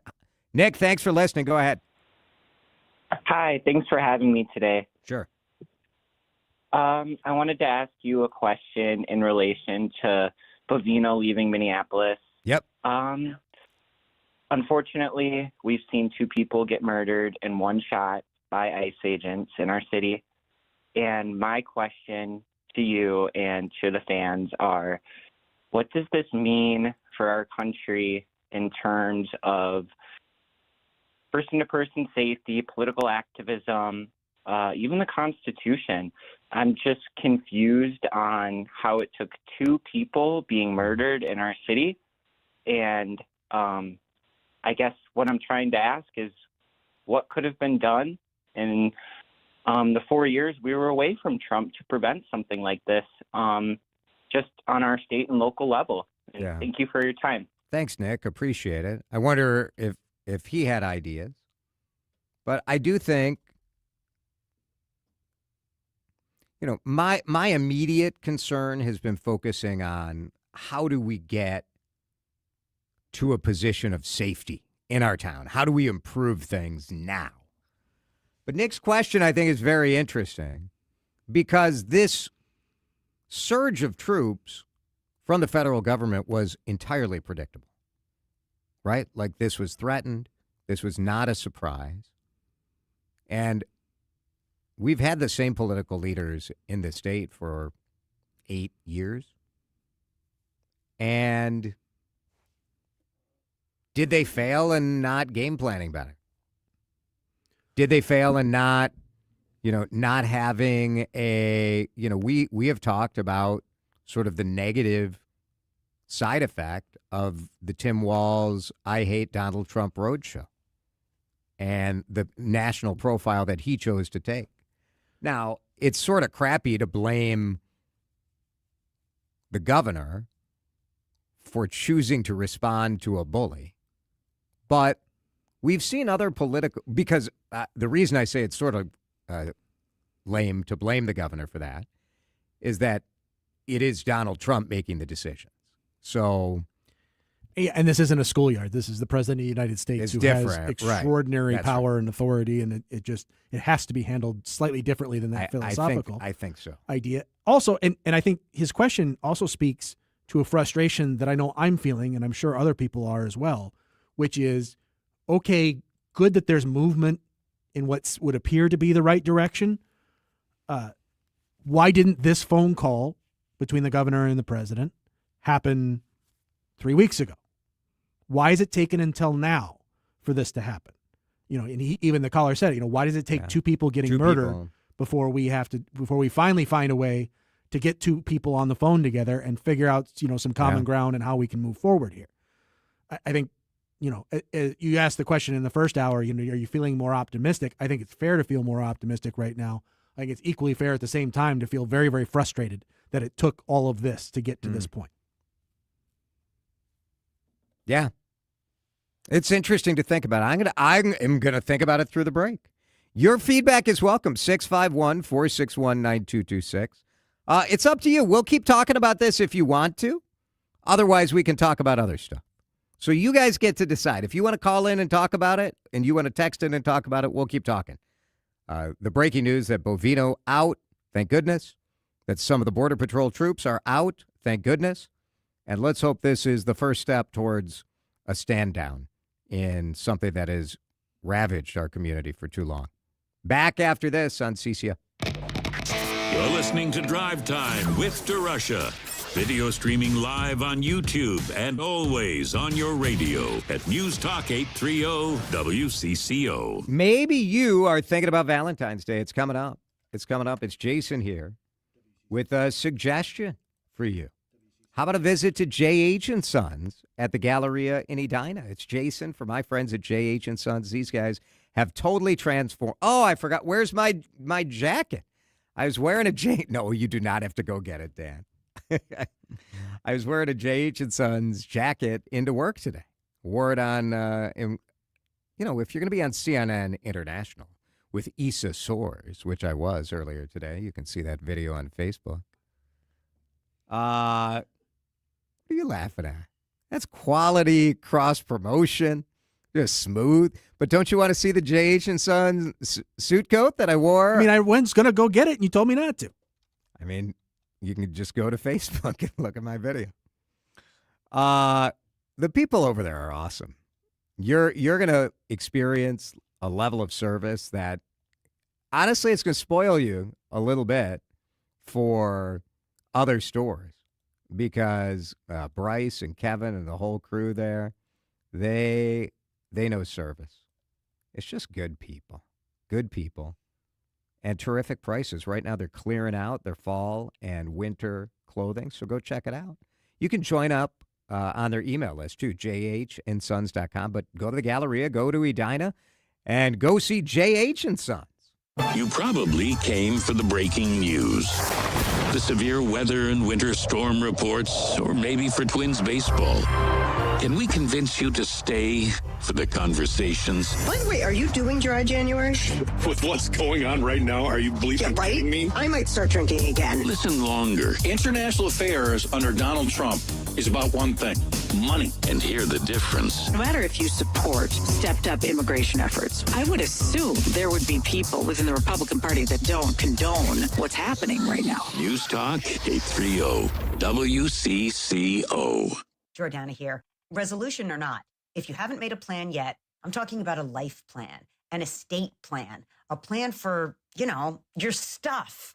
I know you don't like to think about what might happen if something happened to you, if you became incapacitated or even worse. But you know what? You got to do it. If you don't have that will or living trust or a power of attorney or a healthcare directive, consider this your swift kick in the pants to get it done. And when it comes to estate planning, I recommend my dear friend, Matt Gutman. Matt has helped me so many times. I'm talking medical powers of attorney, plans for the kids when they go off to college, and his full estate plan for me and for Mark. He's done it for my family. He can do it for you too. He and his partner, Jamie Reff Wagner, will do an incredible job for you, and you will be happy it's done. Call Gutman Law today, 612-895-1616. GutmanLaw.com, 612-895-1616. GutmanLaw.com. Peace of mind today for tomorrow. Many Minnesotans can't afford their lives right now. With costs for groceries, housing, energy, and healthcare soaring, household food budgets are among the first things to be cut. 830-WCCO and Lindus Construction present the 17th annual End Hunger Together Radiothon, benefiting Second Harvest Heartland. Please tune in to 830-WCCO on Tuesday, February 3rd, and help us raise much-needed funds. Lindus Construction is proud and honored to be a presenting sponsor of the End Hunger Together Radiothon alongside Lexus. In 2025, Second Harvest Heartland delivered 143 million meals to those in our region facing hunger. With your help, just $1 can help Second Harvest Heartland distribute 3 meals to our neighbors. Lindus Construction, the Lindus family, News Talk 830, and Second Harvest Heartland, thank you very much for helping us make hunger history here in Minnesota. Hey, Jeff, looks like your business is really booming, even in a tough time for businesses like ours. Hey, Mike. Yeah, thanks to LendSeek, our business was able to take care of some outstanding bills and taxes and to purchase inventory and expand our product lines. Wow. You know, my business needs working capital, but only from a reputable company that I can trust and count on. How does LendSeek work? Fast and easy. Just apply at lendseek.com. Their AI lending platform gave my business access to over 100 funding programs with one simple application. And it costs nothing to apply. At lendseek.com, you can receive business funding with no collateral, no prepayment penalties, and no restrictions on how you use the funds. Whatever your funding needs are, seek no more. Our AI lending marketplace has you covered. If you've been in business at least 1 year with annual revenue of at least $250,000, you could get the funding your business needs in as little as 24 hours. There's no obligation, so apply today at lendseek.com. That's LENDSEEK.com. Time to find out how it's moving on the roads and what's moving in via the skies. This is traffic and weather together on CCO, starting with a check of the commute. Going to find some slowing traveling southbound 169 Anderson Lakes Parkway, heading down to Old Shakopee Road, South 35W near Cliff Road, crashed off to the right, helping keeping things slow. Past 106th Street. Over on the East Metro 52 northbound, looking good. Free flowing actually as you come up from Plato to 94. And if you're on Highway 36 eastbound, looking pretty decent there as move between Snelling and 35E. Jerry Peterson, News Talk 830 WCCO. Hi, this is Nancy Nelson. And this is Don Shelby. Come see us at Chanhassen Dinner Theaters in Love Letters. This will be the final run of this show that follows two people from childhood to, well, our age, through their letters. Please come see us. ChanhassenDT.com. Now, the latest conditions and the outlook for the next few days with your CCO forecast. All right, forecast is brought to you by Chanhassen Dinner Theater, always entertaining you just like the always entertaining Chris Schaefer. It's the last week of January, and it's going to feel like it. Mostly cloudy, down to 2 tonight. Because the wind stays noticeable from the northwest, it'll feel like 15 to 20 below by tomorrow morning. Partly cloudy tomorrow afternoon, a high near 9. We should hit a high of 9 again on Wednesday. It's not till the weekend that we warm up. In fact, we should be above average with highs in the mid-20s by Sunday and Monday. Feels like 3 degrees outside right now, which somehow feels warm after this weekend. It is 14 in Brooklyn Park on CCO. Jason DeRush. He just doesn't know when to shut up, and he doesn't necessarily listen to really smart people. Drive Time with DeRush on News Talk 830 WCCO. All right, a little more breaking news here, but how long in this show have we been asking the president, the mayor, and the governor to talk to each other? Today's the day, I guess. All it takes is 2 days of bad publicity.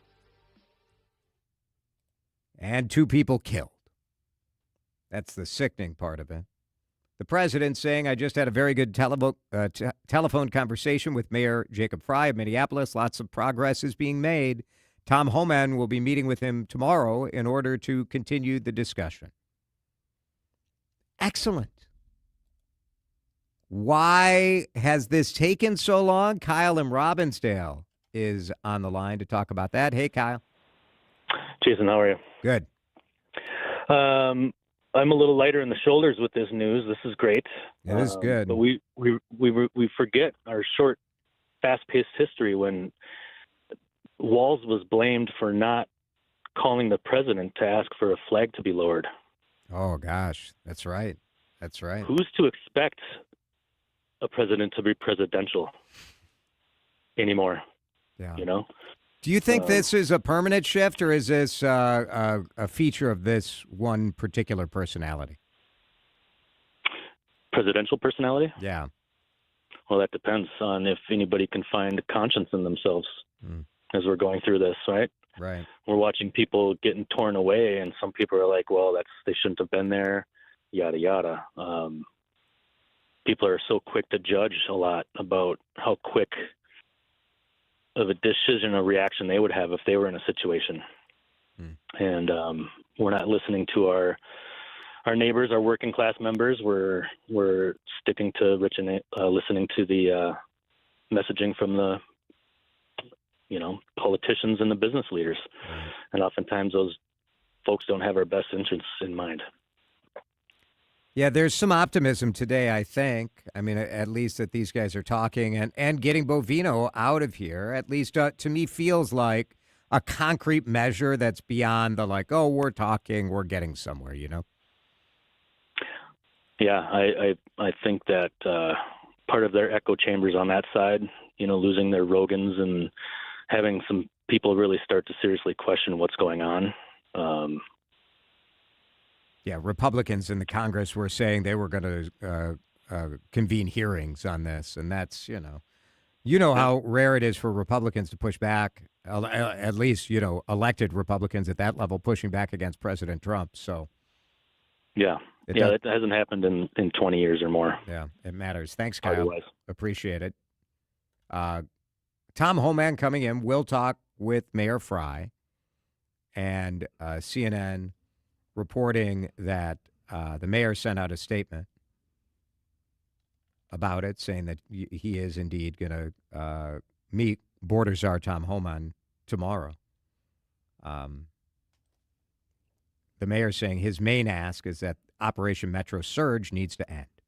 And the president agreed that the present situation cannot continue. I mean, this doesn't feel like a radical statement, right? But I think for a moment, I wonder if today the president himself sort of showing a different direction will get people who really only know to argue in favor of whatever Donald Trump says. If that will shake some of the people who have been like, don't look at my social media comments, but after I posted that this needs to end, you would think that I had called for releasing every convicted murderer from the prisons and into preschools. I mean, people just lost it on me. Yeah, and the Kyle there talked about podcasters, losing faith or obviously looking at this and going, this is crazy. I thought the gun rights folks over the weekend pushing back as hard as they pushed back. I think that really sent up a flare. Yep. And then, again, we talked to Zach Duckworth last hour, the number of Republican legislators, both local and national, that are putting pressure on. This was building to a point where the president had to step up and do something that, in his own words, this present situation was unsustainable. But especially, and you hate to make a political issue out of it, but there is a midterm election coming in November that a lot of people are very interested in Washington, D.C. and locally, that this situation was going to be horrible for Republicans and may still be as we get to that position. So, but something had to be done and had to be done quickly. Dwayne in Shorewood is on the line. The big development today that Mayor Fry and Governor Walz have both talked to the president, and that Tom Homan is coming in to sort of take over the operation here from Border Patrol Chief Greg Bovino. Dwayne, you're on CCO. Go ahead. Hey, how's it going? Good. Sorry I missed your last segment, but I don't think they should move Greg Bovino out of state. I think they should keep him here till tomorrow with Kristi Noem coming in, and Tom Homan can fire both of them. You think he should be fired for what has he done that particularly put you over the edge? Well, because he doesn't tell the truth. A guy in his position should always tell the truth. And that's a firm comment. Yeah, I think that's true. Thanks, Dwayne. Yeah, I think, and I've done a number of interviews all around the country and around the world. And I don't know, I'm just a guy with a talk show, right? But what I've tried to present over the last 24 hours is that when you lie to us, that's That's a problem. And there's a certain amount where we as a state, you let, yes, federal government's going to come in, okay, and you trust they're going to do it the right way, and then they show you they're not doing it the right way. And then they lie to you about what you see in front of your own eyes. And I think it is the difference in the Renee Nicole Good shooting versus the Alex Preddy shooting. Whereas the Nicole Good scenario, it was easier to say, well, she backed up her car and started driving forward. It was easier to understand like a legal justification there. I think the Alex Preddy thing, coupled with flat out lies from the government, I think that was it. It was over. For me, that was it. I was like, I'm done. I'm done being open to like maybe we could figure this out. Like, we just got to stop it. Now, Texter says, I'm not a regular listener, but why is cooperation with immigration enforcement a non-starter? So I want to talk about that because I do think there are valid conversations to be had about the role of observers, the role of agitators. But I also have some pushback on the people who are only focused on that issue. We'll do that when we come back here on Drive Time. This is Drive Time with DeRush on News Talk 830 WCCO. All right, Jason here near the end of January. It is the time where a lot of us look at those New Year's resolutions and say, how'd we do? Or maybe we say, do you remember what I said I was going to do this year? Livia Weight Control Centers is ready for you whenever you are ready to make that change. If you are ready right now, ready to feel healthier, ready to be more confident, Livia has so many new things going on. They're expanding care in a big way. It's exciting stuff because I know a lot of you have been waiting for this. Livia is now prescribing the new Wegovy pill. So that is a GLP-1 that you take as a pill. Plus, they have hormone replacement therapy available. Just all sorts of technologies that kind of, I think what makes it special is that Livia can really customize this to you. They're offering more options than ever. It's all guided by medicine and science and the Livia medical team. I've met with them. I've had some different treatments. It's been amazing. And you get that personalized nutrition support. That's how I lost 45 pounds. 45 pounds. Whoa. And I've kept it off for 3 years. It is a journey. It's not about quick fixes. But it is about choosing a weight loss plan that fits you in your lifestyle. So take the first step today. Why wait? 855-GO-LIVIA or visit Livia, LIVEA.com. Your future self will thank you. Spreadsheets, clunky software, 100 different logins just to run your business? Ah. There's a better way. Odoo. One simple, connected platform that handles sales, inventory, accounting, and more. So you can focus on growing, not juggling. Make the switch today at odoo.com. That's ODOO.com. What's up, everybody? I'm Nick Costos, and watching sports isn't a hobby. It's a lifestyle, and my show is not a job. It's a passion. From the NFL playoffs to the NBA and everything in between, celebrate sports with me every day on You Better You Bet from 9 a.m. to noon Eastern. Download the Odyssey app now and listen to Westwood One Sports from anywhere. It's You Better You Bet with me, Nick Costos, live and interactive Monday through Friday, 9 a.m. to noon Eastern, presented by BetMGM. Finding excuses to not do your taxes? Unsure where to start? Sounds like you may be suffering from FOMO, the fear of messing up. The cure? Filing your federal and state taxes for free using TurboTax on Credit Karma. All you have to do is start and finish filing on your own in the Credit Karma app by February 28th. Just keep in mind, this offer is available only if you didn't file with TurboTax last year. It's time to break free from your fear of messing up. Start filing for free today in the Credit Karma app. Sniffles and sneezes got you down? GoodRx is here to help with big savings on commonly prescribed cold and flu meds. GoodRx is free and easy to use. GoodRx is accepted at all major pharmacies like CVS, Walmart, and Walgreens. Just search your prescription, find a coupon, then show your pharmacist at the drop-off counter. GoodRx is not insurance, but it works whether you have insurance or not. If you do, GoodRx may beat your copay price. Download the free app or visit GoodRx.com to save today. Time to find out how it's moving on the roads and what's moving in via the skies. This is traffic and weather together on CCO, starting with a check of the commute. We're still working South Metro, South 35W Clip Road is where you find the activity off to the right side, and your slowdowns at 106th Street. Southbound 169 jammed up, Anderson Lakes Parkway to Old Shakopee Road. If you're traveling crosstown eastbound, got some slowing there as make way between 35W and Cedar Avenue. South 35 East slows through downtown St. Paul as you head out to Victoria Street. Jerry Peterson, News Talk 830 WCCO. Dave Lee for Aquarius, wishing you a happy and cozy new year. Is your furnace giving you the cold shoulder? Aquarius has the fix for 2026 with $98 off any furnace repair. Visit AquariusHomeservices.com today.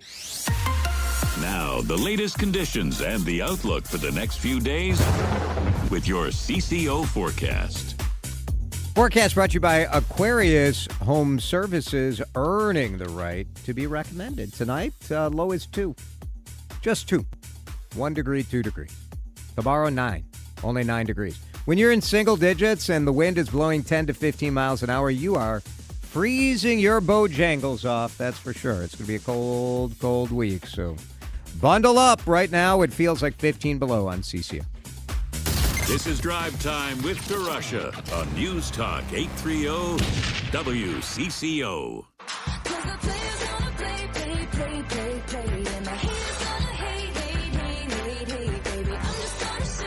So when things calm down, I do hope that we have a full conversation about what our counties could be doing for a better cooperation with the federal government. I do wonder if some people's position has changed or softened, where we say, like, is there a better way that we could handle this? Maybe. I want that conversation about cooperation. I do think there also can be a fair conversation about the tactics of observers. And on the one hand, I'm incredibly grateful for all of the observers who have been recording video, right? Because think of the stories that we've been given from the Trump administration about what's been going on here. And so many lies. And the only way that we know they are lies is because these Minneapolis and St. Paul and suburban residents are on these signal chats, and there are people who are out there following federal agents. And I have said before that I don't like it, that the proper way to address a law that you don't like is to change the law. It's not to drive around screaming at ICE agents. And I have to be honest, like I am rethinking my position on that.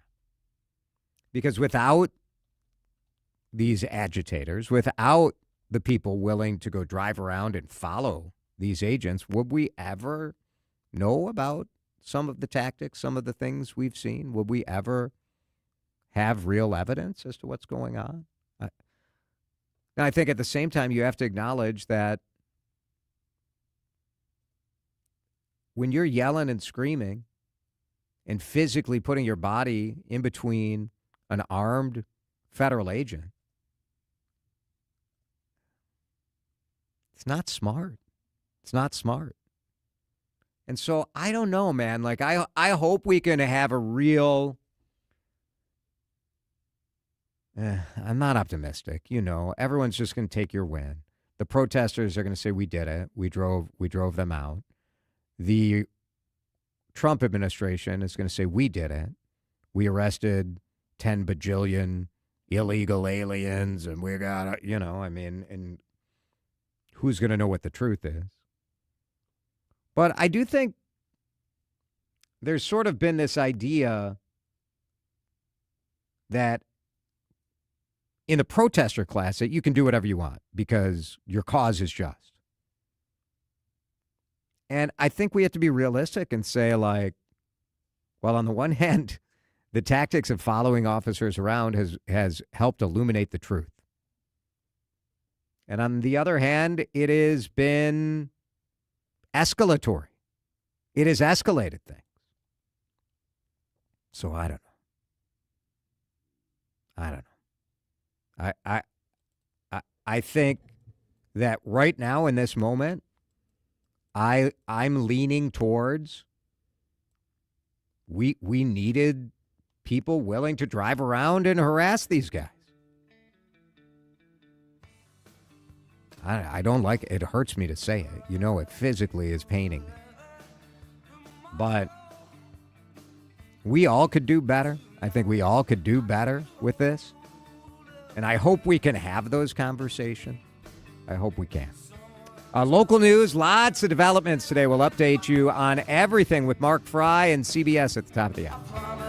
I'm Kiara Palazzolo, VP of Digital Marketing for the American Management Association, a company focused on the management training skills needed to enhance the careers of business professionals. We did our research when it came to the best companies for website development and chose AmericanEagle.com. And we couldn't be happier. AmericanEagle.com worked closely with us to understand the front and back end requirements needed to launch an e-commerce website that could handle the complexities of running thousands of seminars nationwide. Our robust new website and improved SEO saw immediate increases in site traffic and web revenue. If you're in need of managerial effectiveness and success, visit our website at amanet.org. If you're in need of a website that provides an unparalleled consumer experience, I highly recommend AmericanEagle.com. Transform your business today.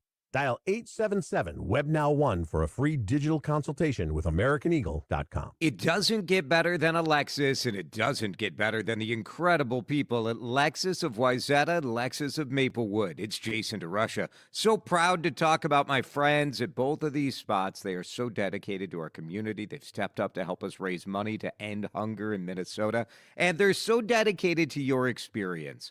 When Alyssa and I were test driving with Matt at Lexus of Wayzata, I just love how focused he was on what she wanted in a new SUV, making you feel comfortable. Matt has been doing that for 30 years. Jeremy in Maplewood for more than 2 decades. He started as a tech in the service bays. So let me tell you, he knows these cars. And what amazing cars they are. Hauling kids to soccer or hockey. Check out the 3-row Lexus TX. That thing is a beauty. I am in love with the tech-forward NX. Smart displays, intuitive wireless connectivity, and killer sound. Take a chance to experience amazing. Get to Lexus of Wayzata or Lexus of Maplewood for a test drive today. The microphone at the center of Minnesota's news.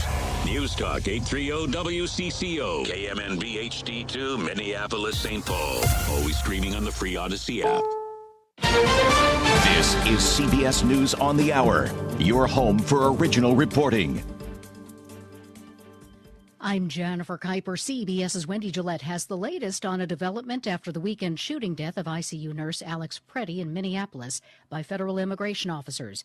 Gregory Bovino is a Border Patrol commander. This looks like a situation where an individual wanted to do maximum damage and massacre law enforcement. That assessment from Border Patrol Commander Greg Bovino about the deadly shooting of protester Alex Preddy by an ICE agent Saturday was particularly troubling for many lawmakers.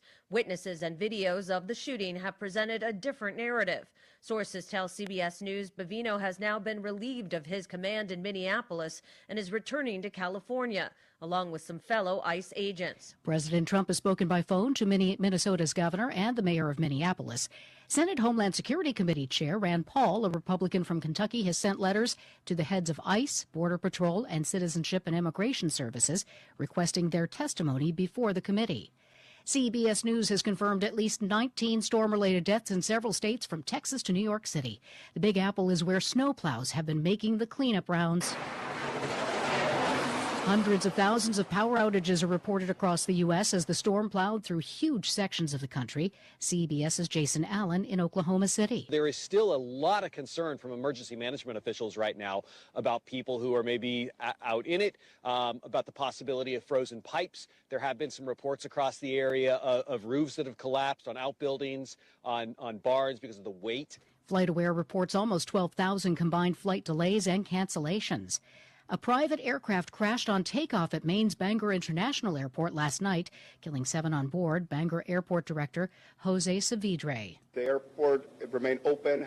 There were planes landing and departing around that time, and we had crews on site responding to the ongoing storm that we had at that time. The National Transportation Safety Board is handling the investigation.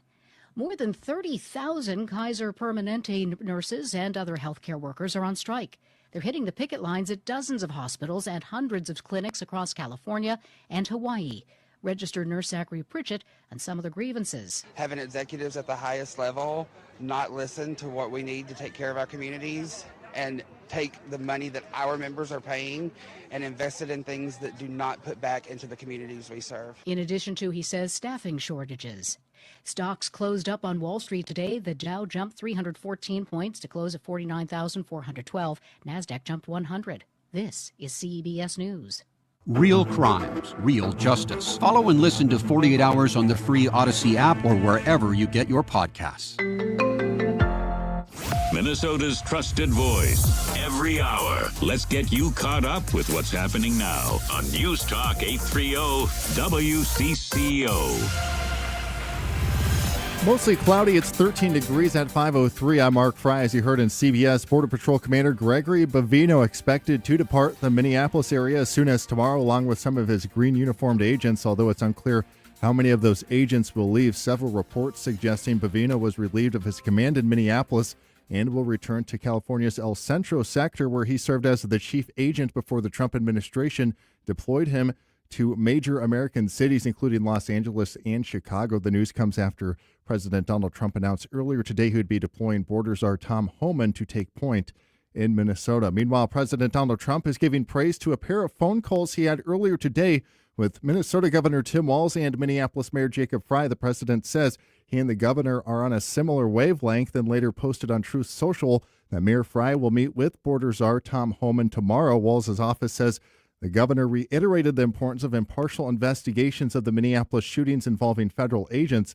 Mayor Frey, in a statement, wrote he urged the president to end Operation Metro Surge and that the president agreed that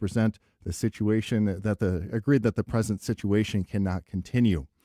Meanwhile, the Justice Department squaring off with the state of Minnesota inside of a federal courtroom today as the state and the cities of Minneapolis and St. Paul sue to end Operation Metro Surge. A U.S. district judge declined to issue an immediate ruling after hearing arguments over the state's request for a temporary restraining order against the federal operation. Attorney General Keith Ellison says the operation is actually a pressure tactic, pointing to a DOJ letter that suggested the federal surge might scale back if Minnesota agreed to hand over its voter registration records. This is not about fraud, and it's not even about immigration, and it's certainly not about law enforcement. It's about handing over documents of the state of Minnesota, private information, including voting information, to the federal government. That's what this is about. That's why we're fighting it. The state argues the 3,000-agent surge is unconstitutional, while federal lawyers are calling the suit a frivolous attempt to block national law. Taylor Rivera, News Talk 830 WCCO. Another federal court hearing today focused on the preservation of evidence in the aftermath of the shooting death of Alex Preddy in South Minneapolis. Lawyers for the state argued that it was improper for the investigation to be led by the agency that the shooter worked for. A Trump administration lawyer told a federal judge state authorities don't have a right to investigate the shooting. A former U.S. attorney criticizing the decision to bar those Minnesota BCA agents from investigating that shooting. Andy Luger on with our own Chad Hartman today, saying that bypassing local experts breaks decades of law enforcement tradition and undermines the transparency needed to maintain the public's trust. You need to be able to tell the community what you discovered happened. In every investigation I've worked on, there were facts uncovered in favor of the officer or against that helped lead to a conclusion that not everybody agreed with, but at least you know the facts. It's 5:06, traffic and weather on the way. Time to find out how it's moving on the roads and what's moving in via the skies. This is traffic and weather together on CCO, starting with a check of the commute. Crash still working for let's try that again. Crash is still working. South 35W Cliff Road, the activity off to the right side. Traffic slows across the Minnesota River Bridge. Congestion continues for South 169, Anderson Lakes Parkway down to 101. Traveling over in the East Metro, South 35E continues to be a little bit sluggish as you move out of downtown toward Victoria Street. Up on the north side, 10 westbound running at the posted speeds from 35W all the way into Anoka. Trey Peterson, News Talk 830 WCCO. With a well-designed will, trust, and estate plan, you can have peace of mind. Choose Matt Gutman of Gutman Law to give yourself peace of mind. Call him now, 612-895-1616 at gutmanlaw.com. Gutman Law, peace of mind today for tomorrow. Now, the latest conditions and the outlook for the next few days with your CCO forecast. And the weather is brought to you by Gutman Law, wills, trusts, and probate law. Visit gutmanlaw.com. Here's Chris Schaefer.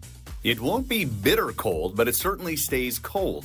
Mostly cloudy tonight, falling back to 2 with that northwest wind 10 to 15. It's going to feel more like 15 to 20 below by tomorrow morning. Partly cloudy tomorrow afternoon, a high near 9. I think we matched that on Wednesday. The good news, there's a warm-up coming. We have to wait till this weekend, though. High should be above average by Sunday. Mostly cloudy, 13 degrees. A News Talk 830 WCCO. Stay smart, stay connected by staying tuned in. News Talk 830 WCCO. He knows news. He knows talk. He knows nonsense, too. So get ready for a lot of each. This is Drive Time with DeRush. Once again, here's Jason DeRush. Did you watch any of that football yesterday? The Snow Bowl in Denver? And of course, the ultimate thing happened. You knew it was going to happen. If we didn't have all this stuff going on, I wanted to do a segment last week about whether, as a Vikings fan, we want Sam Darnold to go to the Super Bowl because we like to self-flagellate. Like we hate ourselves so much as Vikings fans. We want the torture. If only there was, I don't know, some former member of this local sports media that we could talk to about something like this. That would make for a great segment, don't you think? You know what? What if at 5:30 we did that? Should we do that? Dave Schwartz. I think. No, I'm kidding. I think that. I bet you he has thoughts on that very subject. Yeah, I didn't know which way to go. I was over at an apartment with some friends, and I was asking, like, which way are we supposed to cheer on this thing? Do we want Sam Darnold to go because that's fun, and then we can kind of. It's sort of like stabbing yourself in the eye a little bit, isn't it? Yeah. I don't know. Did you notice, Dan, that today I came to work with a new briefcase? I got a briefcase like a big boy for my birthday this weekend. Nice. I don't know. What do you get a talk show host for a birthday? Apparently a briefcase. That's what we should have asked the audience. What should we have bought you for your birthday? That's right. You can text in 651-461-9226. What if you had, now the birthday's passed, so there's no obligation for you to do it. So what would you have done? Well, I mean, we're still in your birthday month, right? You did declare the whole month. Oh, gosh. Pretty good. All right. Lots going on today in the news. We're going to update you on everything that's got our attention in a segment we call the DeRush Hour News Headlines. The headlines you might have missed without missing a beat. This is your fast pass through the biggest and most impactful stories of the day. Welcome to the DeRush Hour Headlines, starting with the lead. All right, the biggest story of the day is the personnel shakeup. A bit of a step towards reducing tensions, maybe. A step towards a bit of a stand down or a pause in the more aggressive immigration enforcement activity. We will see. But today, a ton of movement as the Trump administration clearly has had enough of the barrage of bad publicity and perhaps a greater realization that the path they chose in immigration enforcement is not working. Greg Bovino, you know, the guy who looks straight out of Central Casting, tough, short, muscle guy, green uniform. Does it evoke a different era? You can make your own thoughts on that. But Greg Bovino is reportedly out, multiple sources telling CNN, telling CBS that he will be leaving Minneapolis and Minnesota tomorrow, along with a number of his Border Patrol agents. The other news headline is that conversation is finally happening. The mayor of Minneapolis has just shared within the last half hour that he has spoken with the President of the United States. And the governor earlier today said that he actually talked with Donald Trump. I feel very confident that he can do a very good job. I think he's going to be. I think he is going to surprise some conservative people. Actually, I mean, that's probably what Trump was thinking. That was what he said to the mayor of New York, Mayor Mamdani. But we're talking, everybody. We've been asking for this for a long time. Why did it take until now? It's unfortunate. The governor's saying that Donald Trump is committing to looking into reducing the federal presence here. The White House just sharing President Trump's truth on Truth Social, where he said, I just had a very good telephone conversation with Mayor Jacob Frey. Lots of progress is being made. Tom Homan will be meeting with him tomorrow in order to continue the discussion.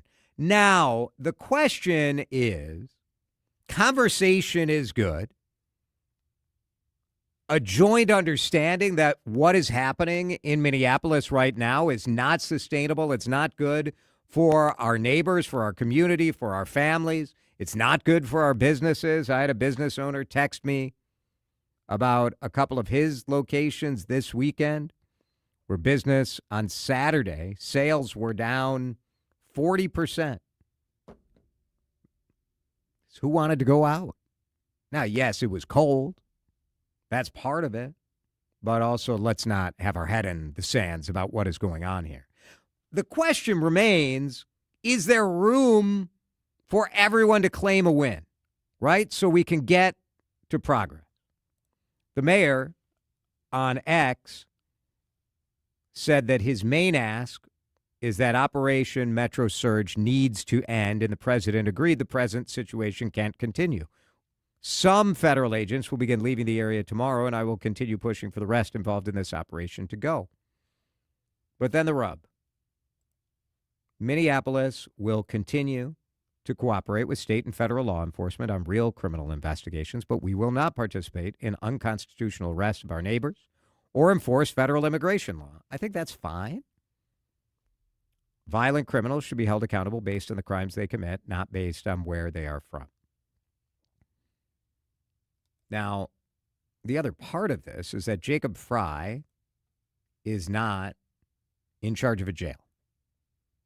And if you ask me, the main issue between getting the federal government to get the surge out of here and our state response lies within Ramsey and Hennepin County and their jails.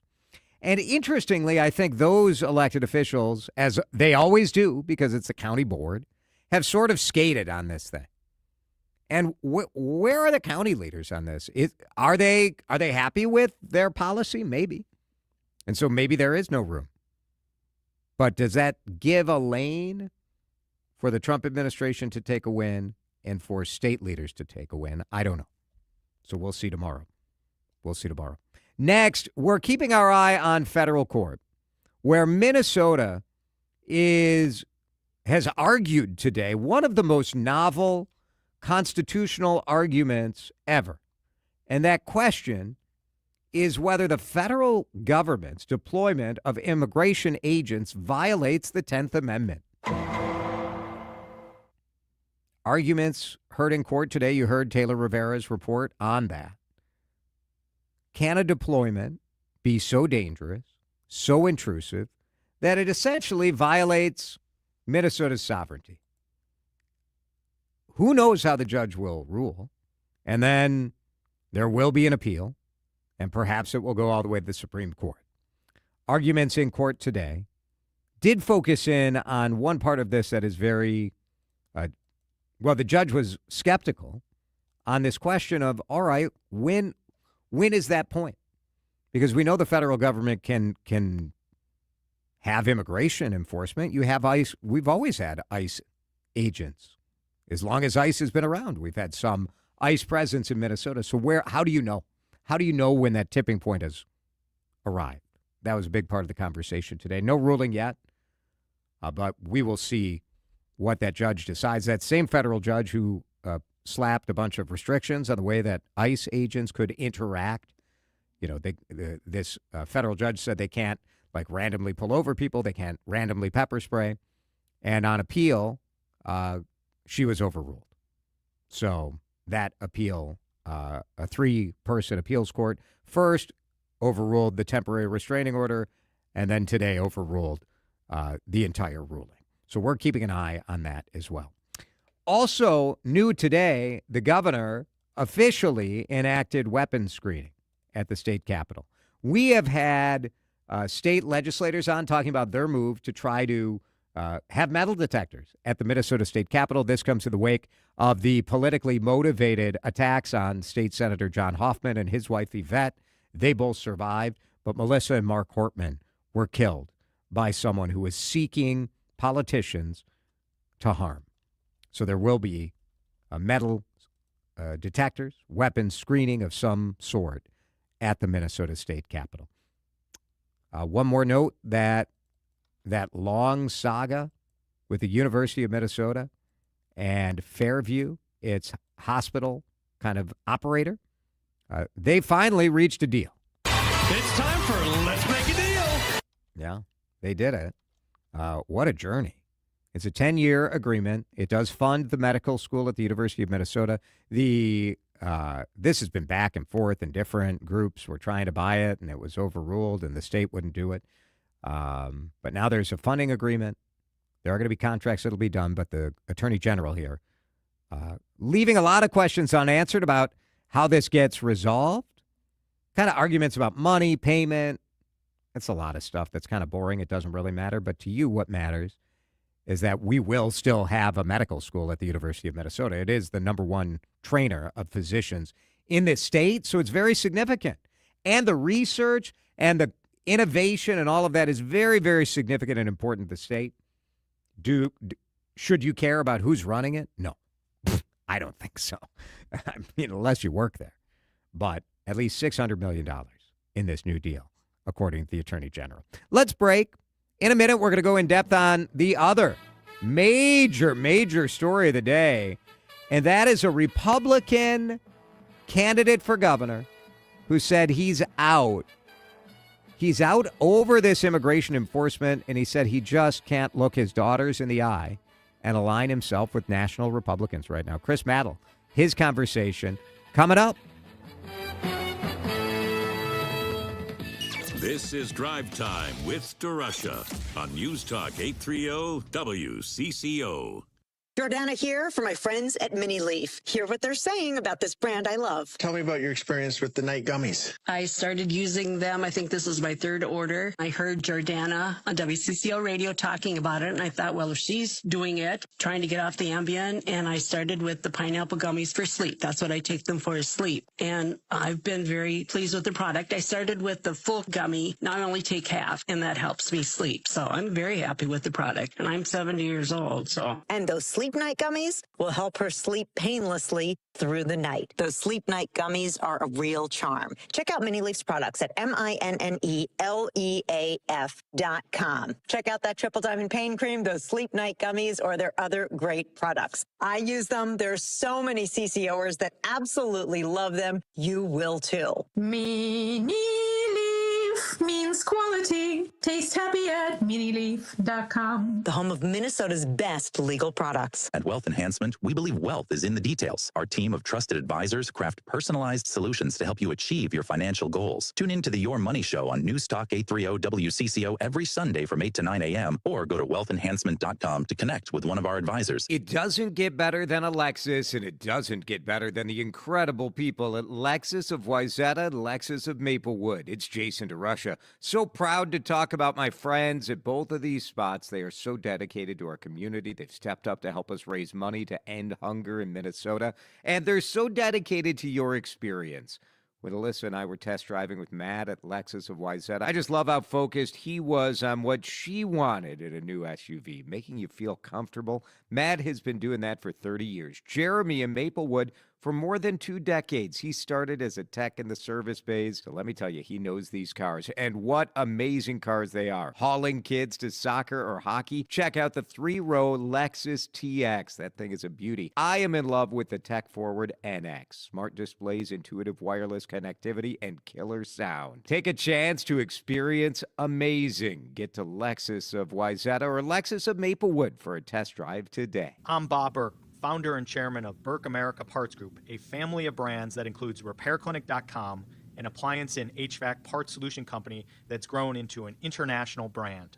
Before AmericanEagle.com, we partially launched a new technology platform developed by another firm.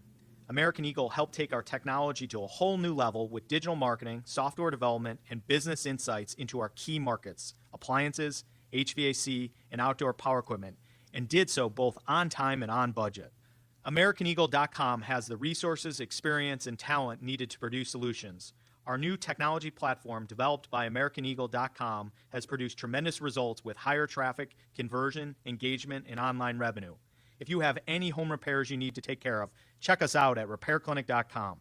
If you need a world-class website or technology project, then I would highly recommend AmericanEagle.com. Call AmericanEagle.com at 773-NETWORK. That's AmericanEagle.com, 773-NETWORK. You're listening to Drive Time with DeRush. This sounds like torture to me. On News Talk 830 WCCO.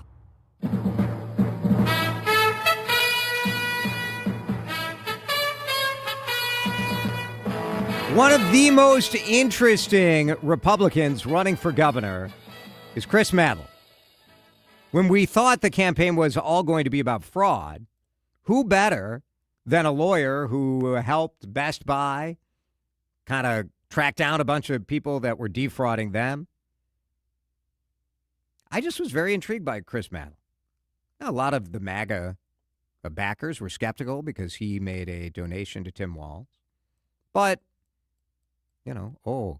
businessman donates to elected official. Wow. What a smoking gun they had.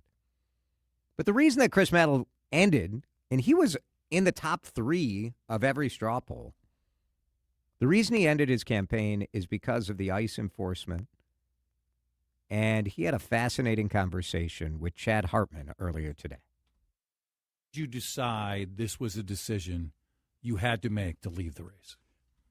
Honestly, it was probably sometime last week. I was trending there. My wife would come to me from time to time and ask me on a scale of 1 to 10, where am I?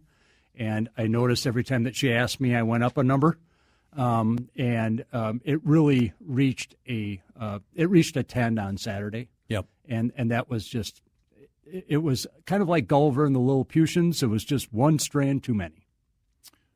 What were the prime strands that caused you to say, because it certainly seemed to me from our conversations, from watching you in the debates, that you really believed this was the right time for you to jump in, and there was absolutely a lane for you, not just in the Republican Party, but with centrists all across this state. And that's what I was really banking on with respect to the race, and that's what I was hoping to kind of dominate that lane. Where it became a bridge too far is, at bottom, we're all United States citizens, and we can't live in fear. And we are not United States citizens of just one color. And when I heard repeatedly, not only from individuals that were calling me for representation, but also from my clients, where a number of people were just not showing up to work because they were hiding in their basement. And I have one of my colleagues whose in-laws were hiding in their home. And these are citizens. Yes. These are not, undocumented immigrants. These are actual United States citizens that were afraid to go outside. There is no other way that you can put anything on that other than to say it's wrong. And then when you see the Immigration and Customs Enforcement coming out with a memorandum saying that they can raid your home or my home on the basis of a signature of a Border Patrol agent. Yeah. I mean, not a formal warrant. No neutral magistrate, no neutral judge, just an agent of the executive branch can come into your house by signing a piece of paper. That's staggering. That is exactly what our founders wanted to avoid. Yep. And this is exactly why it just gets to be a bridge too far. And honestly, then now we're coming around time again with weaponizing the criminal process. And honestly, I feel that both Democrats and Republicans have done that. And I am just so tired of it. This is not the America that any of us signed up for. But these fringes are taking over both sides right now. And my God, it has to stop. If we are to stay together as a country, it has to stop. Among your quotes, Operation Metro Surge is an unmitigated disaster. It is. Expand. As I said in my video, I actually believe in the stated goals of Operation Metro Surge, the idea of getting rid of the worst of the worst. There was one gentleman from Southeast Asia that I saw. He had an order for removal in 2000. It was actually on Halloween of 2000. He had got convicted of having sexual intercourse with somebody in between the ages of 13 and 16 in California. Yeah. He moves to Minnesota. In 2010, he bit his girlfriend in the cheek so badly that she had a flap hanging off. Got convicted of first-degree felony assault, affirmed by the Court of Appeals in 2011. Yeah. He was first arrested and deported in December of 2025. There is not a person that I know, not a reasonable person I know, that doesn't say, hey, that sounds great. Let's get rid of it. I'm with you 100%. We don't want that person here. Yep. When it strays to the point where, I even just heard, on the way back from a gubernatorial forum on Saturday, when I hear Bovino say, well, this person had a conviction of disorderly conduct. Do you know what it takes to get a disorderly conduct conviction? I mean, it is the most vague, ridiculous statute. Right. And when we are scraping that and we're putting thousands of federal agents on our streets, stoking up fear in people, at some point somebody has to say, stop. This is not the United States. This is not what we stand for. And that's where I'm at. To me, and when I see Bovino continually, and it's been documented, he's been proven in court to be a liar.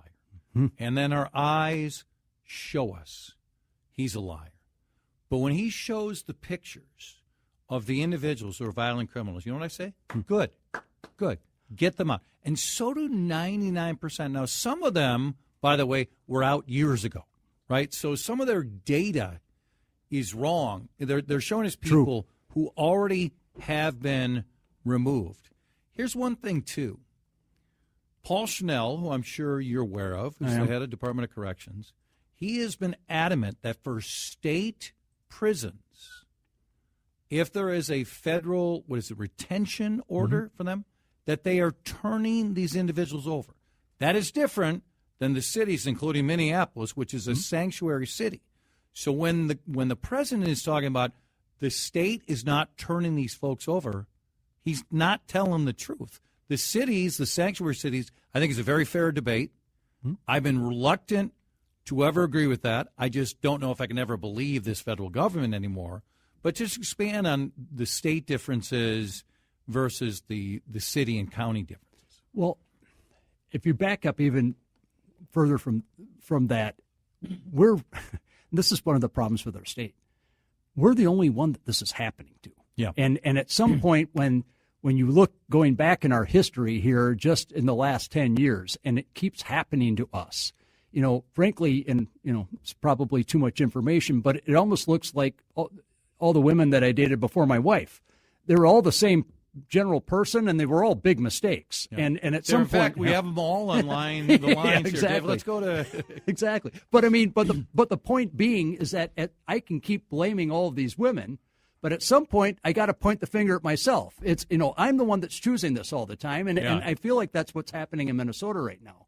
It was a long conversation with Chad, and I do think without all the other stuff that happened today, this would be the A story of the day. But worth your time. So check it out on the Chad Hartman Show podcast. We're going to move to the sports department in just a minute. Who's in the Super Bowl?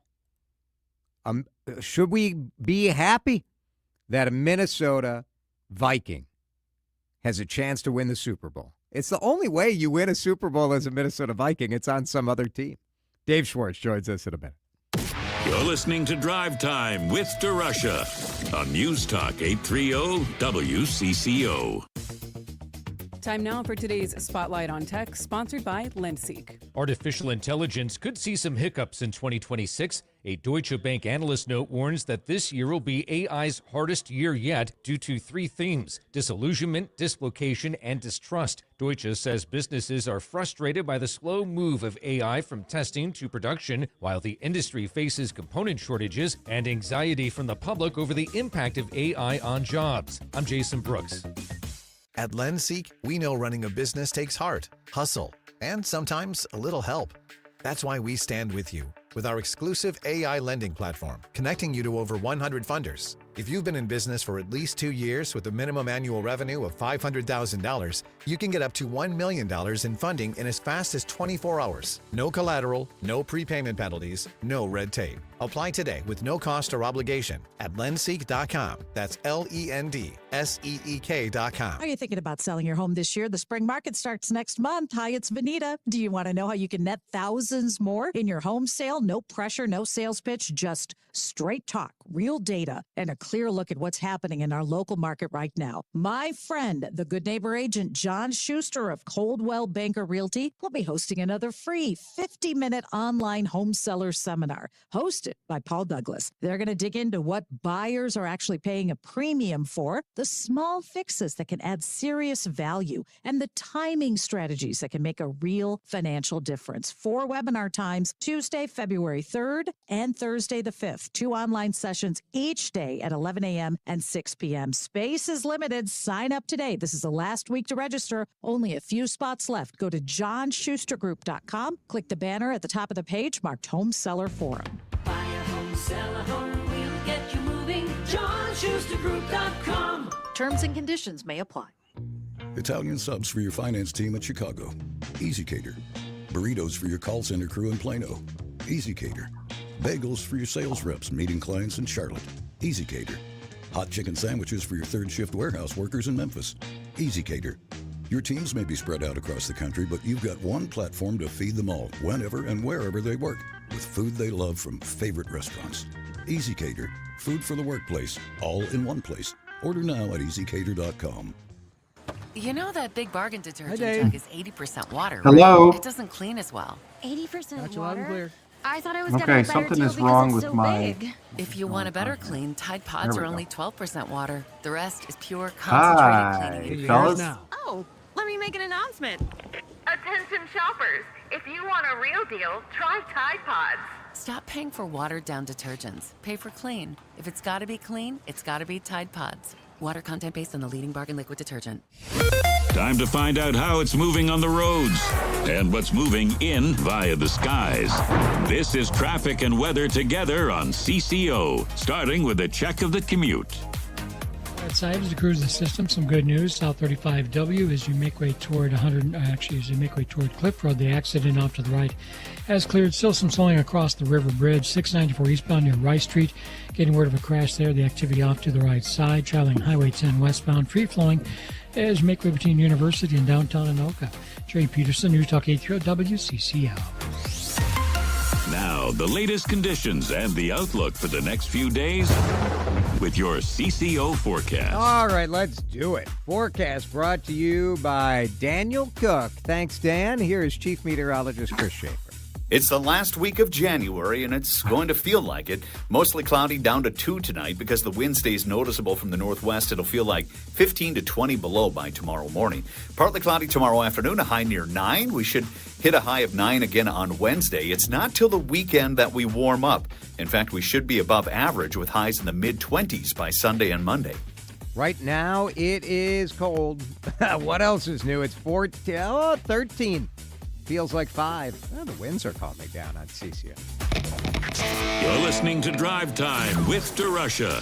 Video streaming live on YouTube and always on your radio at News Talk 830 WCCO. Now let's get a Monday rundown on the weekend in sports, where Dave brings the analysis and Jason brings the snacks. Get your popcorn ready. Time for some fun talking ball and other stuff with Dave Schwartz on Drive Time with DeRush. You know, it's nice to talk about sports with Dave Schwartz because, I don't know, we've all been talking about the same thing I've been doing interviews all over the world all weekend, so, I don't know. I have watched way more news this week and this weekend than I have in a very, very long time. It's good. It's good that everyone's being informed and active and caring, and the way the community has stepped up, I think, has been tremendous. Yeah. I mean, I thought for sure Saturday night, I thought there was going to be trouble, and there was no trouble. Like we were driving around St. Paul for my birthday, and there were people with candles on almost every street corner going up and down West 7th. It was amazing. I'm always impressed, and I was in the news business obviously for a long time as you were the TV news. I'm continually impressed with television news reporters, and we have people don't realize that we have some of the best in the nation in Minnesota. Yeah. We really do, and to be on this side and watching and seeing some of former colleagues that I know, some that I don't. I'm just, what a service it is for them to bring that to us and put themselves in harm's way a lot of times as well. It was good. You guys, the Wild played, the Wolves didn't. I don't know. I think they both were, who knows what to do, what the right thing to do was, but I think it was, I know a lot of people it's also important to have diversion and other things to kind of fill ourselves with hope and love and all of that. So, I don't know. I was glad you guys played. Sometimes it's nice to just watch a hockey game on Hockey Day Minnesota. Yes. It was, other than the fact that we didn't win the game. That was unfortunate. It was a bummer. But in Florida, I mean, it's interesting. These last couple of weeks, we're really seeing how the rest of the NHL. I mean, I think a lot of us, including myself, thought, well, we're the best out there. Minnesota, the Wild, we're gonna walk away with it here. And I think at least now we've seen that while the Wild still are one of the best teams in the NHL, there is competition out there. And then that's not a bad thing. It's good to know it now than to find it out once you get into the postseason. Right. Yeah, you do get a chance to see some of the weaknesses, right? Like if there's one weakness for you, what is your concern? I'm concerned with injuries. I always get concerned with injuries. The fact that they're going to be without Jonas Brodin for a while here. Matt Boldy just came back and looked great. There is depth. I think this team has more depth than they've had in years past. So especially with some of these young players that are coming up and what's been done in the off season. But I always fear the biggest thing to me, it is to win the Stanley Cup. You can't just be the most talented team. You have to be the most talented and the most healthy team at that time. And that's what it takes. It's true. All right. Obviously, as a Vikings fan, there is joy in torturing ourselves, right? And so the Sam Darnold experience is deliciously painful and so perfect for all of us in Minnesota. I'm in favor of it. Well, and don't forget, hey, listen, here's another one for you. Garrett Bradbury is on the starting offensive line for the New England Patriots. So he's going to a Super Bowl. So it's double the excitement. Not enough Bradbury talk. Not enough Bradbury talk. Well, that's what I bring. I bring the road less traveled, Jason. How did Kwesi screw that one up? I mean, let's get into it. Let's break down sort of some of the offensive line decisions that were made. Yeah, well, there've been enough of them over the years. So listen, I think know it's fine. Not popular. We like Sam Darnold. I'm happy for him. This guy has been through the worst of the worst in the NFL. You know, he came out, he was a high draft pick. He got the tar beaten out of him a couple times, more than a couple times, and he's just been the lowest of the low. And so he is an ultimate redemption. I mean, the lowest of the low, like in the context of like being a professional athlete, right? Yes. I mean, like, well, yes, his low point is better than yours, Dave. Well, you've been down. You've been down. I've lived a charmed life. You came back. You fought through the pain. What is this? We're making it out like he went to war-torn Bosnia or something. But you got to take the money out of it. You do, and there is a sense of pride and competition in these guys. Whether you're trying to be the best crane driver or you're trying to be the best quarterback, you want to be the best at your job. And when you're not good at it, it hurts. Especially if you're emotionally invested. No, he was never going to have to worry about where his next meal was going to come from. But at some point in your career, regardless of what you do, everybody wants to be good at their job. And he was basically told by the entire league, "You're lousy at your job." Yeah. And he came back, and so it's a great comeback story, which I'm in favor of.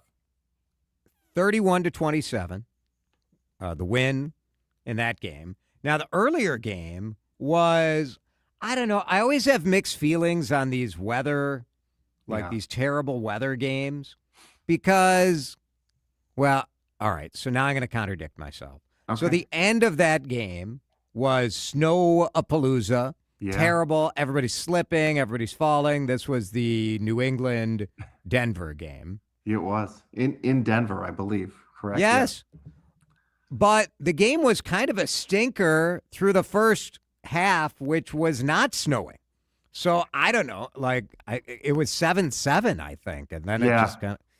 Denver's got a good defense. And I think. Should these games be played outdoors? Yes, they should. That's the love. That's part of the love of the game. Now.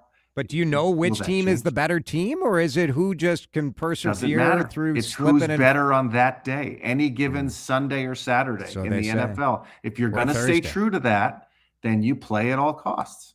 Yeah. So it's part of it, and it looked great on TV. I was entertained by it. Well, it made a good game. Wouldn't you rather watch a competitive 7-7 game than a 41-0 blowout at the hands of the Patriots? Yeah. I mean, at least it kept you interested, even if it's just to see, I was only marginally interested, though. I would say, just to see who's worse. Sometimes it's just fun to see which team's That's worse. True. I do like to see professional athletes slipping and falling on the snow. Did you see the last play of the game? The guy from Denver, he's lined up on the line of scrimmage, and they're Drake May's gonna hike it for a kneel down. And before he does it, the guy just goes, all his arms and legs both slipped out from under him, and he went face first into the snow from Denver. It was great. It was beautiful. Dave Schwartz is with us. The heat the Vikings are going to take, right? The heat, and obviously they've been taking it all season, but now it's going to get worse. And if Sam Darnold wins a Super Bowl,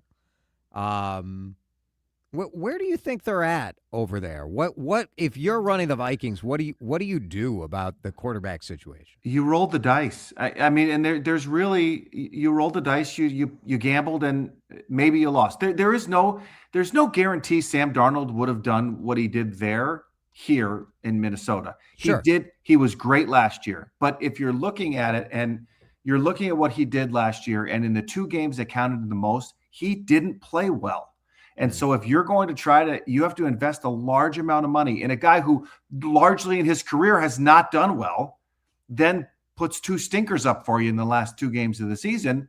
You go, you know what? I don't know if I want to gamble on this. And so they took a gamble in only the way the Vikings can.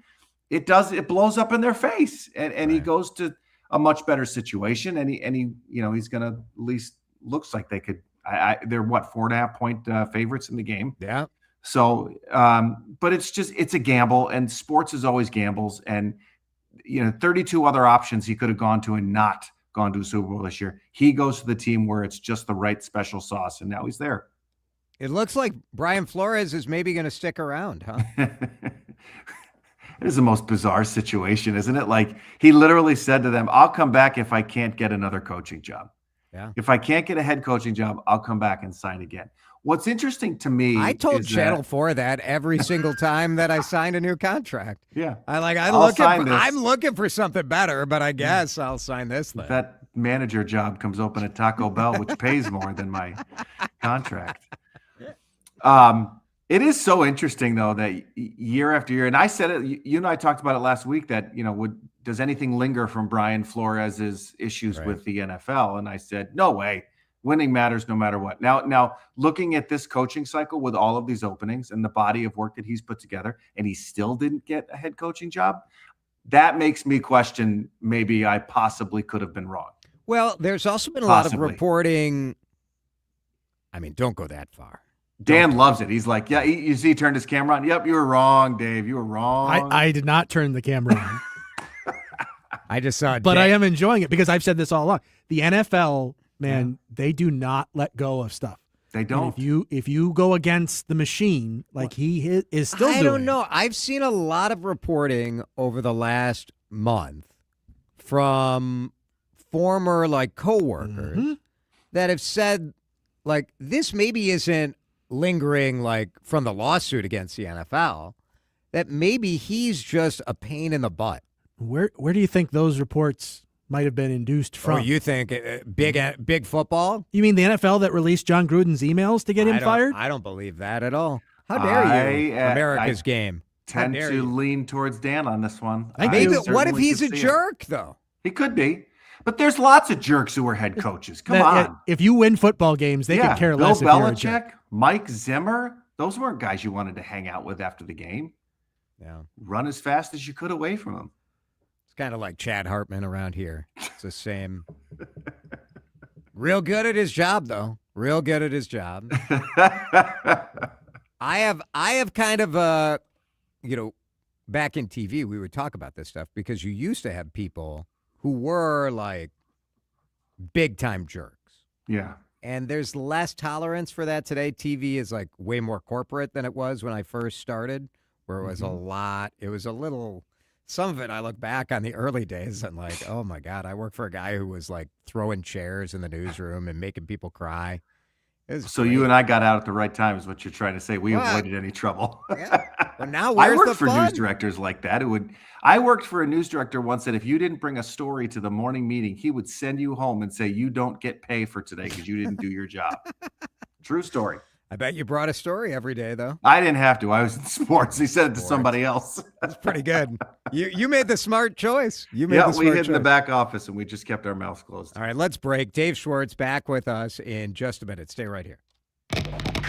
You're listening to Drive Time with DeRush. Video streaming live on YouTube and always on your radio at News Talk 830 WCCO. So I checked today to see how the Colette trip to Ireland is going, and it's selling like crazy already. I'm not going to say we're close to being booked. We have more room, but we're going to get close. Shades of Ireland is the name of the trip that I am taking. Alyssa is joining me, and I want you to come to Ireland as well. September 13th, along with Colette. I love traveling with Colette because they take care of everything, and as Dan will tell you, I like people who take care of everything. Colette handles the hotels.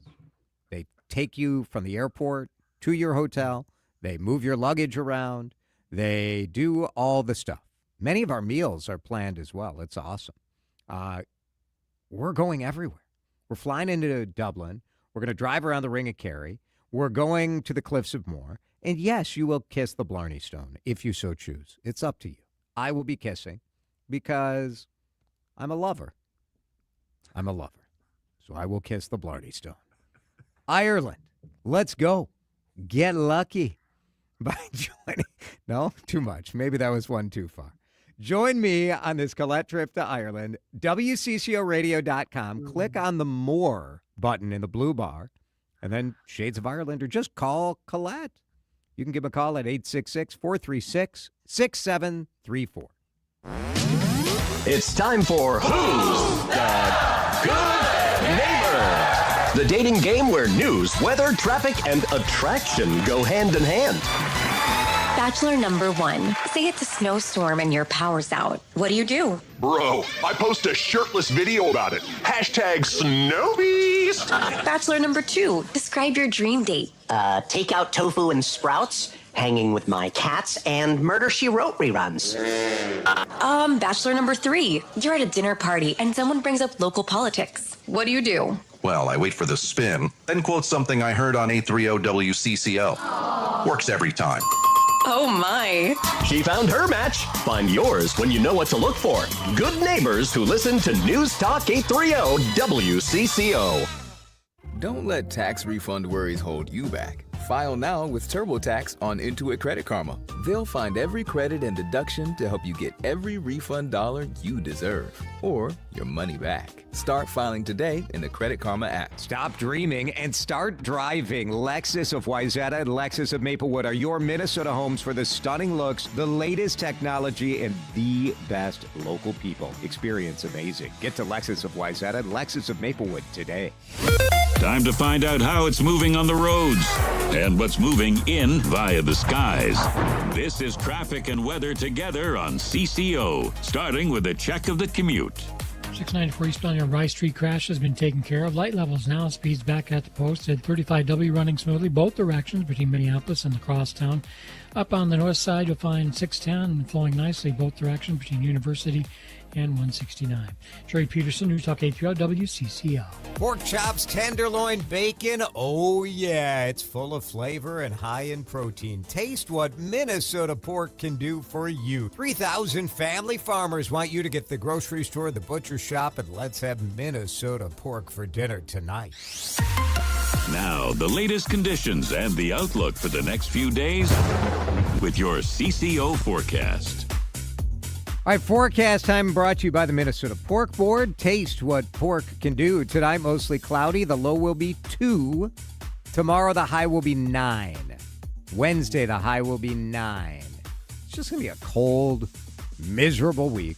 But we'll be above average by Sunday, so get ready for temperatures above 23. It is 13 degrees on CCO. Jason DeRush. I mean, the truth is, I am a terrible influence on Minnesota, on America, and perhaps the world. Well, I've known that for years, but other people are just finding out. On News Talk 830 WCCO. Twins settled with Joe Ryan. That news breaking this afternoon. No arbitration. They agree on a 1-year, $6.2 million contract. You know, pitching is the starting pitching. I feel like it looks aight for the Twins. We're worried about the relieving situation, but I don't know. This is good. They got this taken care of at least. It always amazes me that, and maybe it's just with baseball, but they weren't very far apart to start with. And I mean, he was certainly worth, I think he was asking for 6.3 and they ended up getting 6.2. They were going to offer 5.8. It's better than having arbitration because I think they would have had to pay a little more. But it just always amazes me that, like, just give them the money. I mean, it is sort of, you're right. I hadn't thought about it that way. But the difference between once you're in the millions, we're like, that's a $300,000. $500,000 apart. Like, he's worth it. Yeah. Give him the money. Okay. I mean, whatever. It works out. You got him for a year. And then he's eligible, I think, again. But you're right. It needed to be done. You had to lock him in. And you got to have good starting pitching. So it's the right thing to do. I think they got him on a good deal. 6.2 this year. Then they have a mutual option for the following season when there isn't going to be baseball anyway because everybody's going to get locked out. Yeah. But that's a $13 million mutual option with a $100,000 buyout, which seems absurdly low as far as buyout. Yeah, it does. But maybe that was the win. Maybe negotiating that. Yeah. It's like a quarter for him after that. Well, and like I said, there's not going to be games anyway. So yeah. Probably shouldn't matter for sure. All right. Dave, what else do you got? What do you got for me? Who do you got in the Super Bowl? Are you excited for the Super Bowl? I'm out of words. I feel like Hey, are you excited about the Pro Bowl games this weekend? Did you see who got named to the Pro Bowl roster today? That one. Drake May from the Patriots going to be in the Super Bowl, so he can't participate in the Pro Bowl. So Shedeur Sanders from the Cleveland Browns, who started 5 games, is going to be a Pro Bowl. He wasn't even above 500 this year as a starter, was he? No. My guess is everyone else backed out. Everyone else already had plans, and they weren't canceling them, and so they went through every other quarterback in the league, including Jared Stidham, who said, "Sorry, I'm just too upset about what happened today in Denver." And then they put him in there. The headline on Outkick, Shedeur Sanders named to Pro Bowl, officially ending event's relevance. Well, now I would argue that it's actually never been relevant. Oh, well, I don't think it had any relevance in the first place to end. No, it's a good headline, though. It may be irrelevant, but how much better ratings does that game get than any other All-Star game out there? I mean, they did the right thing. I like the switch over to this format because the game itself was stupid. Nobody ever did anything, so you might as well just change it to a skills competition. I would rather see actual skills and not try to watch a lineman play golf. I think they should all do. There's a show I every once in a while run into on ESPN that's you're trying to climb up this water slide. It's have you guys seen this thing? No. I wish I could remember the name of it. It's the funniest show because they got this sort of it's like a big slide. There's wet, it's not gushing water, but you try to climb it up and other people yank you down. And then you see this pile of people. It's very entertaining. I'll find the name by next week. We'll see about it. Welcome back to Winter Hack Radio, the place for clever hacks to survive the season. Icy driveway? Well, try spreading sand or birdseed to help with traction. Snowy puppy paws? Well, grab a whisk, brush it off, done. Catch COVID-19? Well, just get... Actually, there's no hack for COVID.